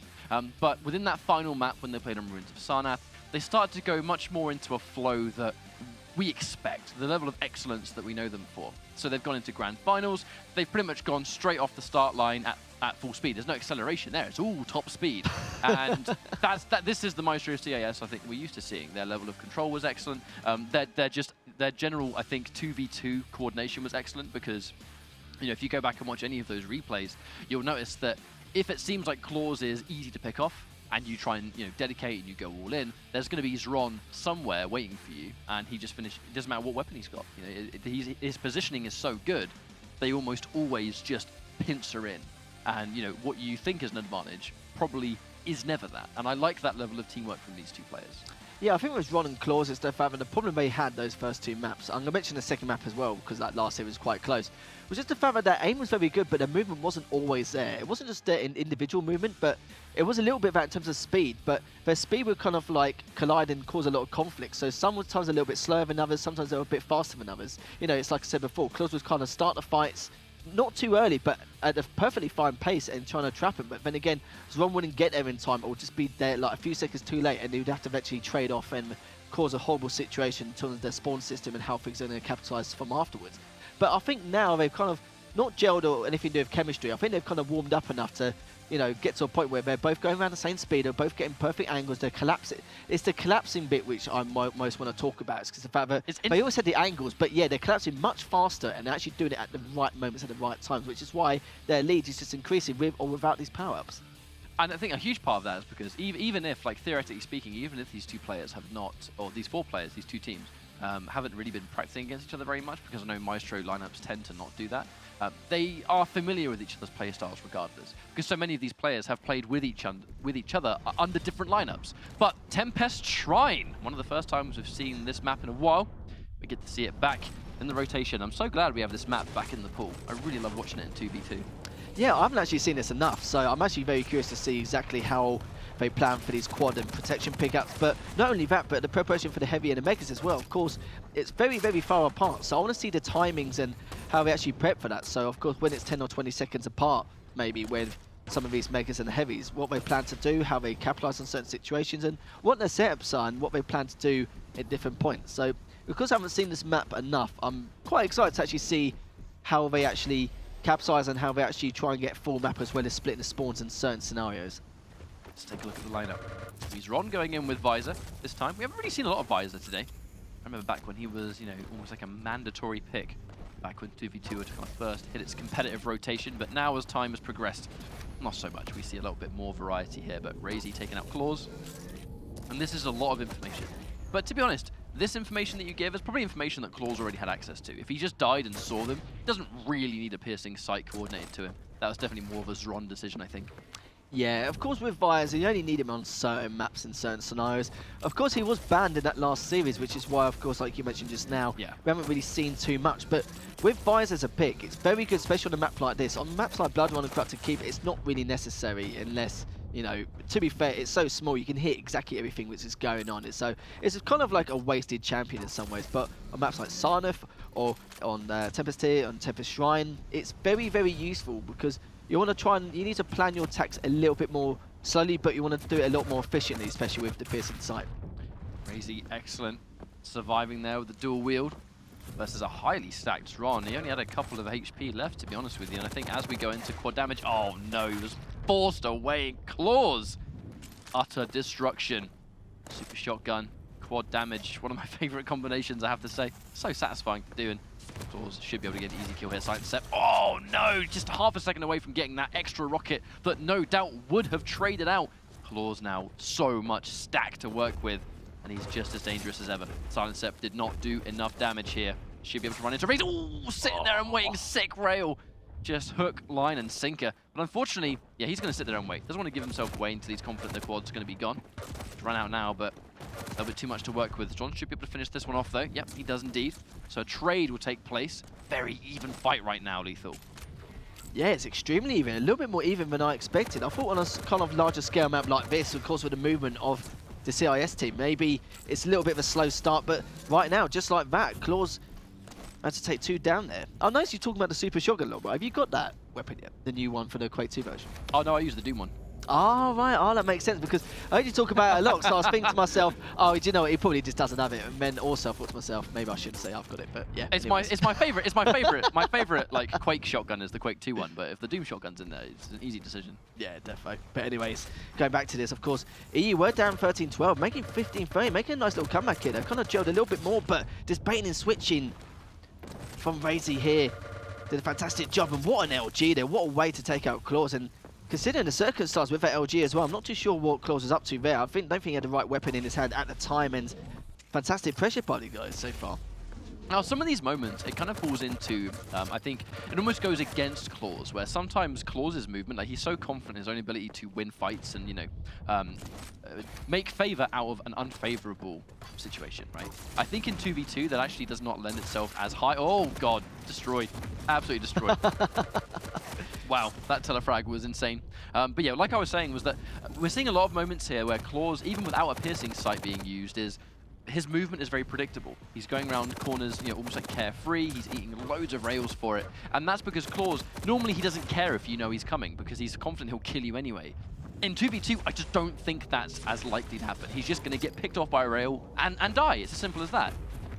Yeah, it's very hard to actually comprehend, because with the piercing sight, the only thing I can say is that they can plan their attacks a lot more efficiently, but it can also complement it by, okay, they're here, and then they can just go on a very, very aggressive stance and go, right, let's actually pin him while we've got the opportunity. And or maybe if there's one slightly off key in terms of where they are on the map, then they can call them off no problem. But yeah, I can see what you mean, because just due to the fact that if they're not in the heavy area, maybe around kind of like the mega area, maybe the power-up side of things, then of course it's not really too necessary. But it's just the fact that because the map's slightly larger, of course, you can plan your attacks slightly better, but it's not, doesn't seem to be the case at this point. So of course, Maestro EU, with this lead, 8 kills so far, and I think at this stage, when that quad comes up in the next 50 seconds, they're going to have to try and not just get it, but make some kind of use of it as well.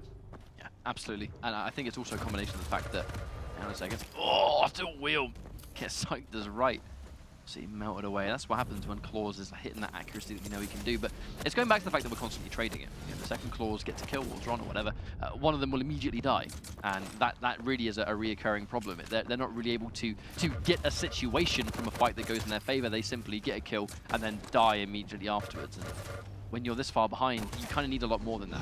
Razy, sick rail to land. Claws is able to pick things up, and they're going to continue the trade, but it's kind of going back to what I just talked about. You don't want trades now. You need to get complete momentum. Yeah, I think momentum's definitely in the EU's favour so far, but I'm not going to take out the fact that Swan and Claws can make a comeback here, because they definitely can. We've seen it plenty of times before in the past, and now we're going to see exactly what we can do. Somehow Claws is still staying alive at LG, but Razy finally managed to take him out. Was Ron gets the trade, but Silent Sep, you know, we spoke about him in the first series earlier, where he was always that guy to either has the power up or he takes it away from you, making complete full use, increasing that lead now by 11 kills. I don't know, this man just gets away with way too much. If there's one thing Silent Sep's always been really good at, it's just securing power-up for his team. I remember that, as that was one of, I think, Silent Sep's greatest strengths back in the Sacrifice days during the, you know, the QWC last year. Ah, yeah. He was like that backbone Sorlag player, where if a power-up was going to spawn, you could pretty much bet 100% Silent Sep was going to pick it up. And in 2v2, that level of confidence and just knowledge of when to go in, when to position, when to dive in and steal it away, whatever, Silent Sep's the man for the job, and it makes him a valuable asset in 2v2. Yeah, he's the sort of guy where if you were playing toys with someone you were little, he'll steal your toys. Like, he's that kind of guy, pretty much. The analogy I can turn think to of. play with the fire truck. Yeah, it's like, okay, you can have the quad for 5 seconds, but I've got to have it for at least another 55. Of course, it's not that timer, but yeah, it's 25 to 5 seconds or something like that, and then he'll I'll really treat you like it's playground, pretty much. But yeah, you're right, though. It's like, with his power-up ability, and in terms of, like, strategizing to take it away from you and then making full use of it afterwards, it's just, it's fantastic. But even then, it's like, there's so many different ways about him, and that's why Claws are so good with him in the past when they used to team together. But even now with 11 kill deficit here, 38-27 in favour of Maestro EU, it's going to be extremely hard to save a comeback, but we've seen it before, so we have to wait and see over these next couple of minutes to see it for tell the tale. Okay, Raisy's going to drop, but it's consistently 10 kills behind. That's the problem they seem to be finding themselves. Claws has lots of armor, but definitely not as much health. He's picking his location. Has to be really careful around this corner. Silent Set pushes in. They push in 2 people for 1. Can Claws 2v1? Almost! Actually going to check out Razy. He was so weak. That was almost just a straight up 2 versus 1. Here comes protection. Zron just cannot sustain. Claws coming in with the tri-bolt. Is not going to be enough to secure though. As we can now see Silent Set. Oh, he cannot miss those rails. Cannot miss those rails. Gets 1. 30 damage per rail. Lands 2 in a row, but that's what protection can do. Just so strong. Yeah, that was such a shame as well. I think they planned their attack for that protection just a little bit too late, and you could say it was almost uncontested. Of course, instead of Maestro CEST actually going in for it, he actually went in 1 at a time, made matters even worse, and you saw then, of course, Claws tried to do what he can with that rail, but sadly for him, like you mentioned before, with that protection, that was all she wrote. But even now, Zron with that double, only 5 kill deficits, and the stack ain't too bad, and of course, with that piercing sight, they can plan attacks a little bit better on this map. We haven't seen this map being played too much in competitive play, so be interested to see how they can at least not just only come back, but maybe even take this game. I feel like I should be watching Zron a lot more in these situations. You kind of expect Claws to be somewhat of a playmaker here from what some of these kills that we've seen, but Zron, he's picking up those just clean 2 versus 1s, and I think for the rest of this match, we're going to be looking at a lot of Zron because he's been so impactful so much. Hopefully I don't jinx it, of course, but as you can clearly see, like, they're actually making a comeback here. All right, oh, wow. Razy. Oh, not looking in the right place. Definitely didn't really have knowledge on where Silent Set was laying in wait. Missing sight. He's going to communicate. They now know where both people are. But oh my god, he's so weak. Gets a sick rail anyway. Zron gets 1 kill, but at what cost? Very weak indeed.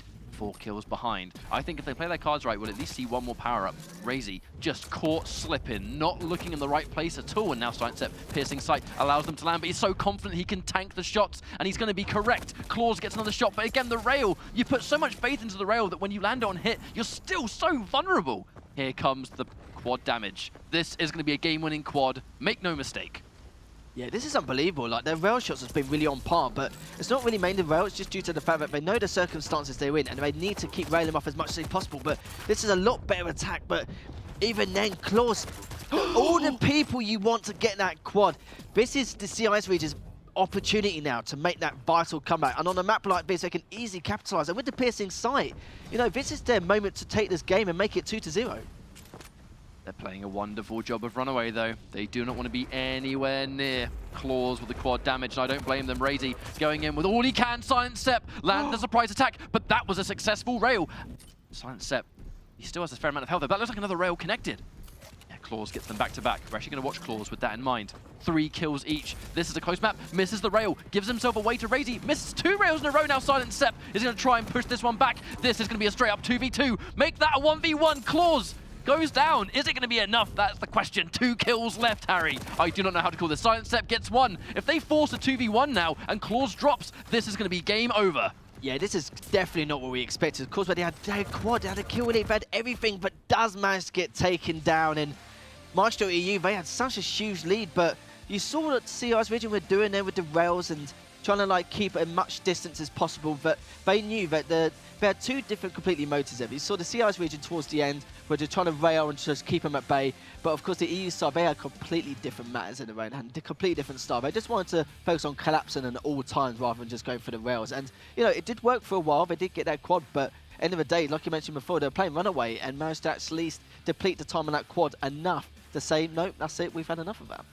It was an interesting end to that map, I have to say. Claws kind of, it felt like he, I know you're going to have limited information, right? In the high stakes situation where people could be essentially anywhere, I can't quite remember if they had the piercing sight available, but it kind of looked to me like Claws just ran in a straight line. You know, they saw him down that corridor near LG.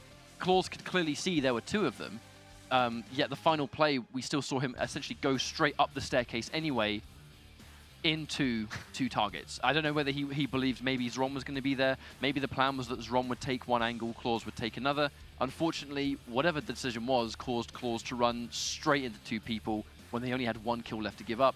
unfortunately, it just kind of feels like it might have been a mistake. Yeah, I think it was Ron. I think the plan was the fact that Ron wanted to be the first one in to kind of take the distraction away so that at least you saw from Claws then. He actually went behind him, and for some reason, even though Ron actually took the attention away from the Maestro EU team, they still looked behind him anyway, because they knew full well that Ron is just a distraction. He may put some damage done, but he's going to be that guy to kind of put the distraction away from Claws, put it all on him. But, you know, Raising Co knew that. They knew straight away that that was Ron's main job, and they left him, decided to turn around and managed to clean up anyway. So I think that takes a lot of, you know, especially in that kind of like close scenario where it's like 48-48 or 48-47.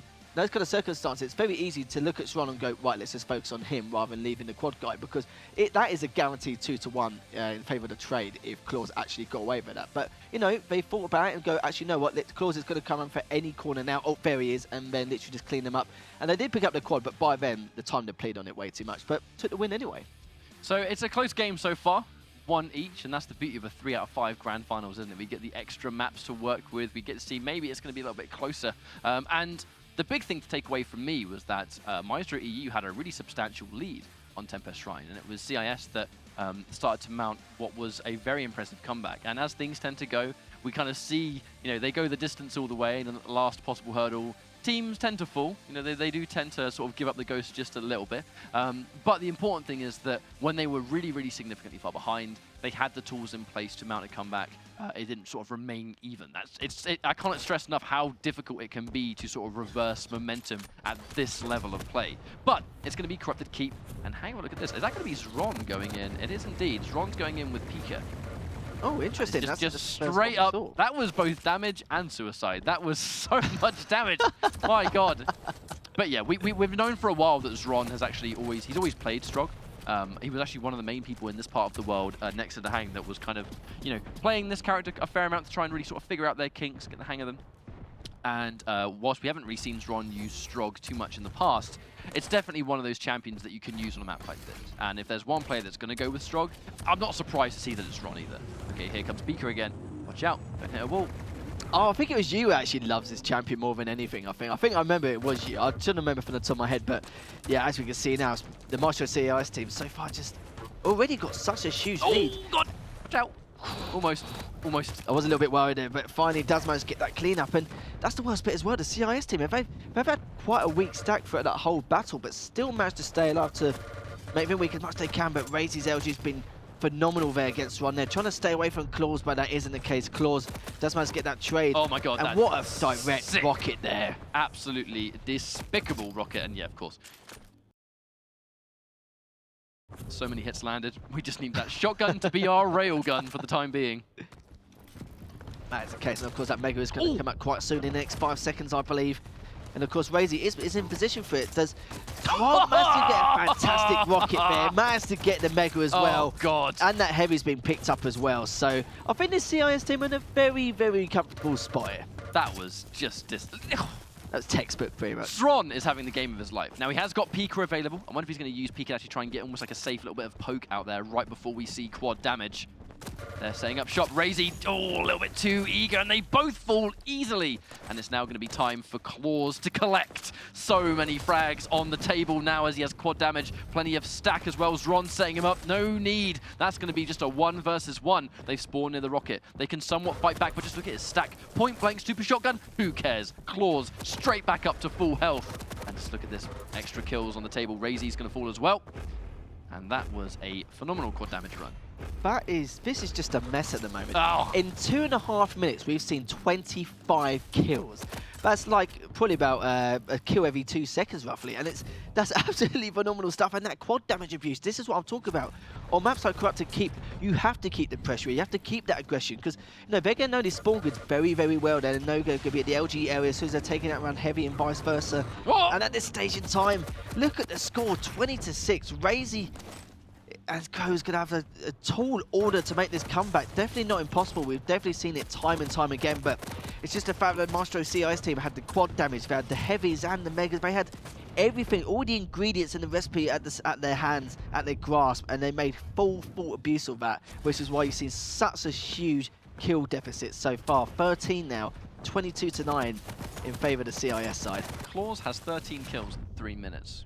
What is going on? Yeah, that's about a kill every two and 3/4 seconds. It's not too bad really for him. Okay. Oh, it's the finishing touch. Claws is starting to just... Oh, he's noticed that Silent Seb has just spawned as well, so he's going to know that he's got nothing to fight. I think that's why originally he actually tried to divert his attention to Silent Seb first, because there's nothing he can fight back with, right? As Ron jumps down, I don't think he was quite ready for Razy to be there. Claws can't really fight.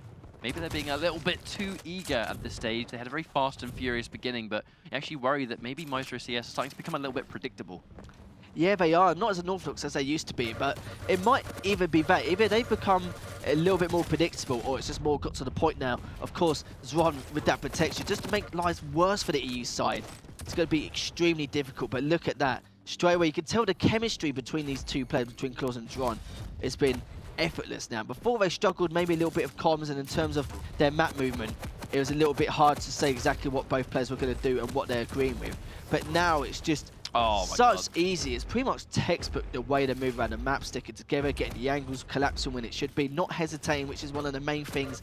And it's just, you know, it's got a story to tell really. Actually putting the pressure on as much as possible and keeping that spawn on as 10 times. It's just making life even worse now. 29-17, and it's not even at the 5-minute mark yet. And you can definitely say that I know Strog is one of the absolute scariest champions in the game with protection, purely because of that file.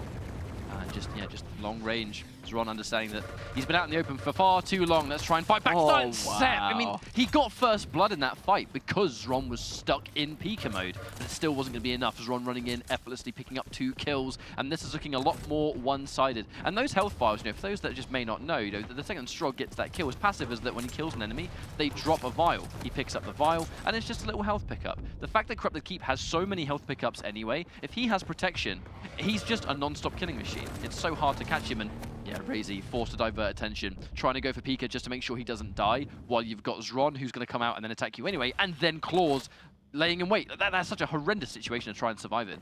Yeah, this is just pure bullying at the moment to this stage. The fact that they kept that pressure on the entire time, but don't get me wrong, things have stabilised now, because Razy with a very nice double there with that LG pushing in. Going to try and continue to put the pressure on, but sadly for him, Claws will get that trade straight afterwards. Claws is trying to stay alive a little bit, but for him, a trade for Silent Set there, but Silent Set will try and stay alive as much as he can, does get taken down by Zron, but Razy does trade off from there anyways. And don't forget as well, of course, the third power up in a row in favour of this IS team, and it's just been a complete mess, and it's just... I don't know what to say now. It's crazy stuff here. That was a big play. You know, Silent Seb understanding if he's going to die anyway, he may as well try and rocket jump and then sort of like meet him with a direct or something as he comes out of the teleporter. A big risk, but you had to take it, right? Because you're going to die by quad damage anyway. And this is just ridiculous. It's almost over, and we've only just gone 6 minutes in. This is one of the fast maps we've ever had in the Go4 by far. Silent Seb tries to teleport, waits for the magic moment, but just mistimes it. That was a hard read to make. They can finally take out Claws, but at what cost? He's done so much damage already. Yeah, it's just doing such a fantastic job. I've never seen this map abused like this at this high caliber as well. And, you know, sometimes maps can go out like this. Sometimes it can be quite hit and miss, and both teams will be quite hectic going for these contestants and the power-ups and maybe the megs and heavies and that. But so far, you know, it's just crazy. Ron and Claws have done such a good job on making sure the timings and the pickups is so well coordinated. But at the same time, make sure they've had both quads and protection this entire game. It's so hard to fight back, and when you've got a player like Claws, when you've got a quad and like got so much pressure and aggression, it's so difficult to stop. And you can't just do the whole Tom and Jerry situation where, you know, try and play for time until it runs out, anything like that. You're going to be in a bad spot. There's only so many places you can go until, you know, things pack in. Having to deep with Pika first doesn't quite work. It's actually a very scary ability for that reason. Like, you're doing so much damage to deal with Pika, but you understand that it's almost like it's not going to contribute towards the greater good, because your opponent, who you're also trying to make sure you don't take damage from, is taking no damage from you destroying Pika. So it's almost like you've got to take out 2 champions in one. All right, they finally get 2. Silent Seb takes out a couple, and here comes that protection. But at this stage, it's so far down. Does it even matter? I don't think it matters anymore. They could try and get the protection, but even then, whoever does get it is going to have to be on the front line the entire time and not really switch too much with the other player. But doesn't matter anyway, because CIS guys, I think that was Ron maybe who picked up that last protection, got every single power, but it kind of shows that their setup for the powers was a lot better compared to the EU side. Maybe because of the fact that they never had the opportunity to try and get it. Maybe they didn't have the stack to even try and contest it in any way. But it doesn't really matter what kind of stack you have. You need to contest that power up in any way, shape or form, because at the end of the day, you know, you'd rather have someone with protection who hasn't got too much of a stack to at least try and capitalize on spawn, rather than have someone, or maybe even with quad. But you kind of saw from the start, it was like the beginning of the end, pretty much. And in those really fast maps, it's normally because maybe one player is just having the game of their life, and they're kind of naturally allowing things to accelerate a bit faster than they otherwise would. And I almost, you know, for a second thought that maybe that's what was happening on Keep. Turns out it was just both of them. They were both just having a ridiculous game. They were just a million miles an hour, right? And it kind of goes back to what you're talking about, these small maps that you can either worry about large maps giving, I think, when you're on these large maps, they can take a lot longer to build up certain weapons that you need. You know, if you go on something like Ruins of Sarnath, even alone, just kind of think about the distance between LG, Rail, and then Rocket. They're pretty far spread out, right? Whereas if you go on something like Corrupted Keep, getting a rocket launcher and then immediately getting LG is a significantly faster affair. So there's definitely pros and cons to fighting a team, you know, like Maestro CS on both of those size maps. And it just feels to me like the funny thing is that the open maps that were CIS's selection have been in EU's favor, and then the small maps that EU has picked has been in CIS's favor. So it's almost like if you were telling me that the map picks were reversed, I would be more inclined to believe you, but it's I guess them weird. breaks. Yeah, no, it's just weird, but they had all the ingredients anyway. Like, literally when you got full map control and you got the power up and literally the hugest stack possible, it's just a matter of flipping the map back and forth from the LG to the heavy side, LG to heavy side every single time. And a map like that, it's extremely easy to pin them in that kind of circumstances. Yes, you're fair enough, and may spawn with an LG or maybe spawn in the rocket side, but even then, if they've got quad and they're pushing in like from different angles so aggressively, but so well coordinated with their strategic aggression, it's very, very hard to stop. It doesn't matter how much of a high caliber player you are. It's, you know, not neon impossible, but you can try and do as much damage as you can and then on respawn, then take him out. But even then, you're just helping the lead increase. So with that Corrupted Keep, when they did that from the start, I wasn't really too surprised that the lead stayed the same the entire time. I didn't really get that opportunity, but now they might do on this map considering the size. Well, here we go, folks. This could be our final map for the European side of our Go4 monthly final. Now, the big thing here, Maestro EU, I believe that might be, yep, Silent Sep. It's going to be Death Knight, the first time we've seen this champion get selected.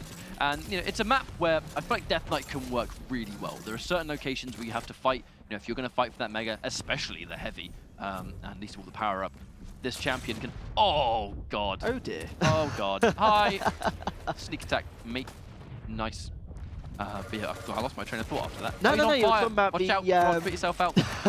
No, you were talking about the Death Knight, but no, I like to... I think I'm going to agree and disagree here, because I think in terms of the Heavy and the LG and those kind of areas of the map, Death Knight is fantastic. It's, you know, that is the last champion you want to be put up against when you're playing on this kind of map. But in terms of the Mega or the Rockets or maybe some parts of the outside, then it's not really too great. But I completely agree with you in terms of the LG and the Heavy. If you want to be any kind of champion, it would be that Death Knight. But this is my first opportunity to see how well and how the different opportunities they actually do abuse him, especially with his ult as well, with his Flame Strike. So I want to see exactly when they use it, how they use it, and when the best opportunity is, which is going to be pleasure to see, really. Well, right there, we just saw it force a trade, and that's one of the main things that anything that does damage over time will naturally do, right? If it's a weapon or an ability or whatever it is, that when it hits, it does damage over time, and Death Knight does a substantial amount.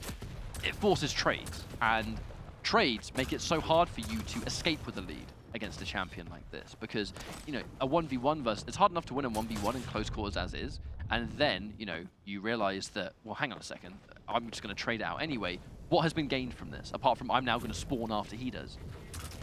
Yeah, so obviously a lot more harder to trap on spawn, but you saw the movement and how, not just how quick and speedy, but their aim complements this map so well, and I think it's one you pointed out last series, and I completely agree with now, because in the circumstances, but, you know, Maestro EU, we're falling behind a little bit, but this quad now is going to change things up entirely, but never mind, I think that's been lost there, I think. I think it's going to be Razy that picks it up. Yeah. They try and run away. Oh my god, he's in a horrendously unsurvivable position though. Silent Sep just appears out of nowhere. And even, I mean, that was fresh off spawn. All he had was a rail. He spawned near rail and then just collected the quad and got 2 kills. You might as well just give it to him at this point. You might as well say, you know, quad protection, it's got Silent Sep's name on it pretty much, which is, you know, get to that stage now because he seems to not only pick him up to begin with, but always takes him away with it. I said that analogy earlier, which is probably one of the worst analogies I've ever said, you know, on a desk, but it's definitely true at this point. But even now, it's not helping too much. They had a good abuse of that quad. Fantastic 2 kills there. Obviously, we spoke about before, one of the things you mentioned is the fact that with the Death Knight's Flame Strike, of course, very good in the LG and the heavy areas, and that was just a great example. Get a crucial trade there, got the heavy, and now you can go back and forth with Mega and heavy due to the fact that the timings of it are so obscure. Claws was in just the right place at the right time. A little bit of a defensive rocket. Excellent read. You can execute that with a rail as well, understanding totally where Razy was going to try and run away. Claws missing the rail. Is he going to land one? No, unfortunately. Even if he lands a rail at this point, all he's going to really do is just keep Razy slightly behind. He's not going to get a kill at all. Trying to head him off. Can he win this 1v1? Taking a couple of shots. And actually, as he misses these shots, he's making it a lot harder for Claws. Claws may be in what looks like a really difficult position, but look at Silence Up. He's railable, for sure. Yeah, no, Claws literally just knew what he had to do. Either stay alive or just delay things for time so that Zeron can come back, finish things off if he even does any damage, because that was a really bad spot he was in at the time.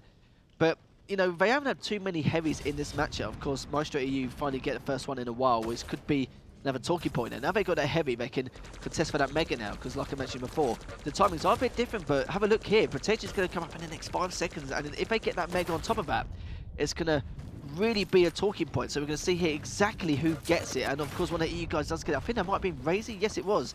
And of course, even though it doesn't get that Mega, it will get set up for that heavy anyway. But look at that. Another member of that CIS squad, of course, contested it straight away. But he hasn't really got too much health left. 19 HP is left on. Oh, but he's going to get that heavy anyway. But yeah, as you were going to say, just misses that rail. If he didn't miss, that would have been it. You know, a rail does about 30 damage when you hit them on protection, and Razy had about 29. That would have absolutely have been a death.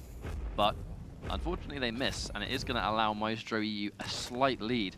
Okay, the trade comes through. Let's check out Claws, actually. We haven't really seen much from Claws yet, so we'll see what he's up to. Damage. Not enough, though. Sadly, just misses him only by a little bit. What's But wrong with the it's cleanup? alright. Yeah, Zeron managed to clean him up anyway, no problem. And that's the one thing I talked about before. It's the fact that I love the thing about these both. Oh, that flame God. strike. Was that a flame? That was a flame strike, wasn't Yes, it? Wow. it was. What a Destroyed. yeah, we always said, well, like you said before, it's that heavy area, and that was definitely a crucial talking point there. And definitely got the full damage there. But yeah, we're seeing a lot of role reversals here. We normally see like Claws obviously doing a lot of damage and Zeron doing the cleanups, and obviously in the series beforehand it's more Zeron doing it, but now it's back to Claws again. So I like how they're both being rounded players. I'm not saying whoever should go in first should do whatever, and then next player should do the cleanup. They're both taking his roles every single time, but it's just more commonly Claws because he's probably the most aggressive out of the two players.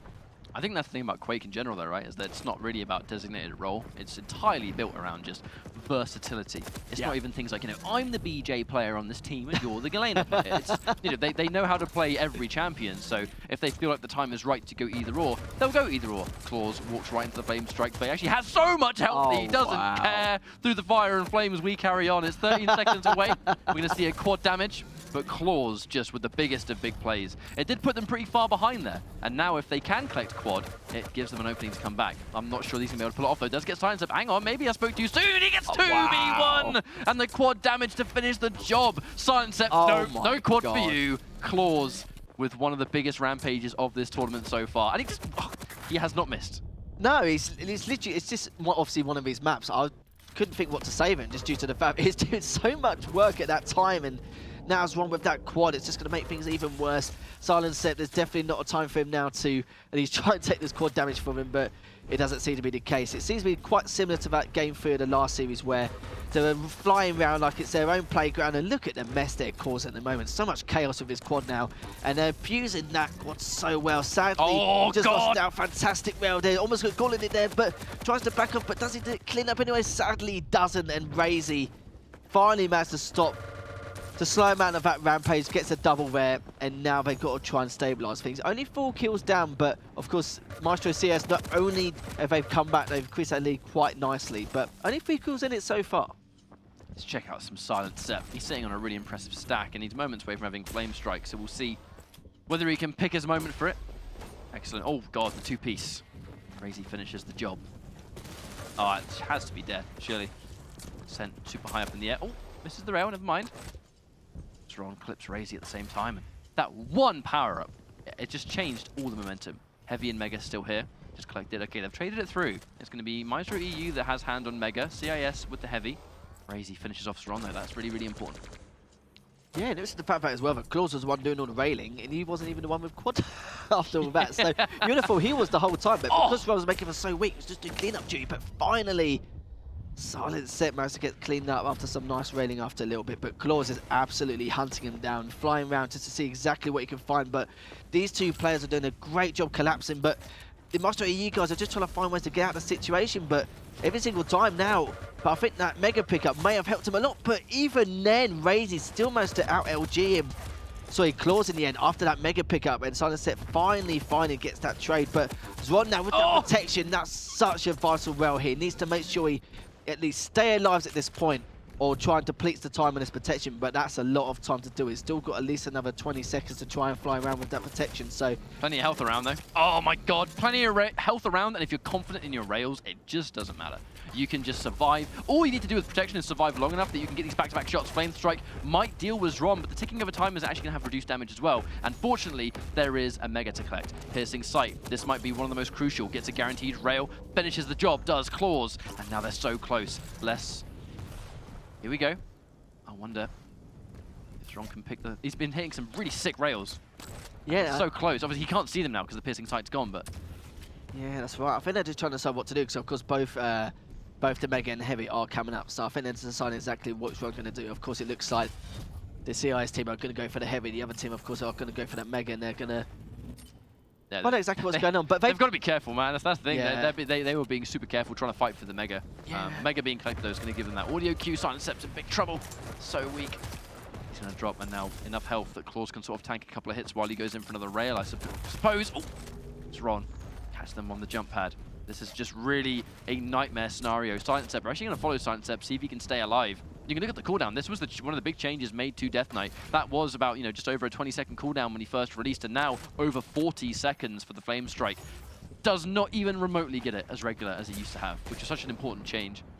And I completely agree with that cooldown as well, because of course it would have been a bit too hectic otherwise. Of course, Silent Set managed to get another kill in with that rail, but I love how both teams have now completely changed their style. They're a lot more passive compared to before, but I don't think that's Claus and Zron. That's more, of course, a Raising Code, just due to the fact that, of course, very few kills left in this now 6-kill deficit. They need to get this quad or find a way, but look at this massacre at the moment. Of course, Zron just trying to clean things up, does manage to get that quad, but he needs to stay alive as much as he can, considering the circumstances he's in. But look, both these players are waiting for Zron to go down those stairs, but he's not too silly in terms of at least going there and falling for it, but gives the quad to Claus. Now, about to clear that Silent Set. It's going to clean up as well now, and that's going to be close to a finish now. One more. We have to get one more, because obviously the suicide to allow the collection for the quad was important enough, but oh no, don't use the jump pad! Oh no.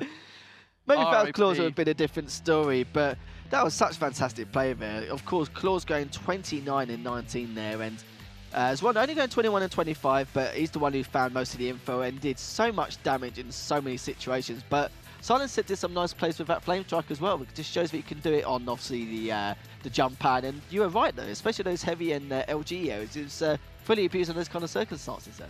Well, that does mean that Maestro CIS are going to be your champions for this month's Quake Champions EU Go4. Congratulations to these guys. It's kind of always nice to see when a new roster does well in competition. As we go into sort of like the lands throughout the year, this of course isn't going to be the last piece of 2v2 we're ever going to see. So it's nice to know that their lineup is working and working wonderfully. There were so many sick players in this lineup and in this tournament in general that being at the top of the pyramid must feel good if you're these, these sort of slightly younger competitors. But yeah, to be completely honest, by the end of that, it was just going to show how talented the CIS roster is, even EU as well, not to take away from Maestro EU. I think these are some of the absolute strongest 2v2 teams in the world at this point, and I think the results kind of speak for themselves. You look at the individual players that are in all of these lineups, and no matter how this went, Maestro as an org was going to feel good about the result. They already had their 2 teams in the grand finals to begin with. Whoever won was just going to be, you have the bragging rights for the month, right? But this was the Maestro gaming show for EU. Yeah, it was, definitely. I find that quite funny as well, because it's a team kill, but, the only time you want a team kill is in the grand finals. So I'm sure the Maestro guys are going to be extremely happy about that. But, there's so much to talk about in every one of these series. Of course, the first 2 series both go into a game 3, completely unexpected in kind of the circumstances. But the first semi-final, we did know it was going to be a little bit close. We weren't too sure we were going to go to game 3, but Requited Gaming, I'm actually impressed by them in terms of showing that you know, the adrenaline and the momentum of how they're going to do things to swing them around in their favour on that first map. They could have definitely taken that 2-0 because of the fact that that second game was all about that last power up for the quad.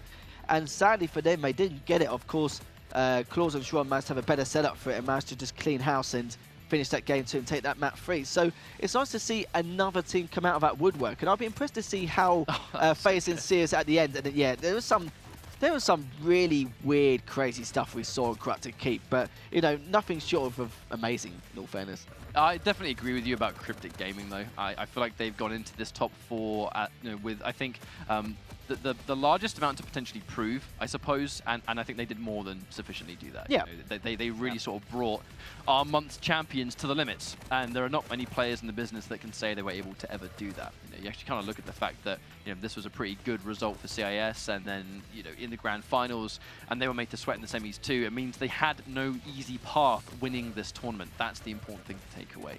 So thank you very much for joining us so far, guys. This was the European portion of our monthly final for the Quake champions Go4. But as you know by now, we've done these enough times. It's not just Europe we stream. We have North America up next. So we're going to go and prepare for our North American matches. You're going to see some familiar faces as always, and we'll see you in the North American Go4.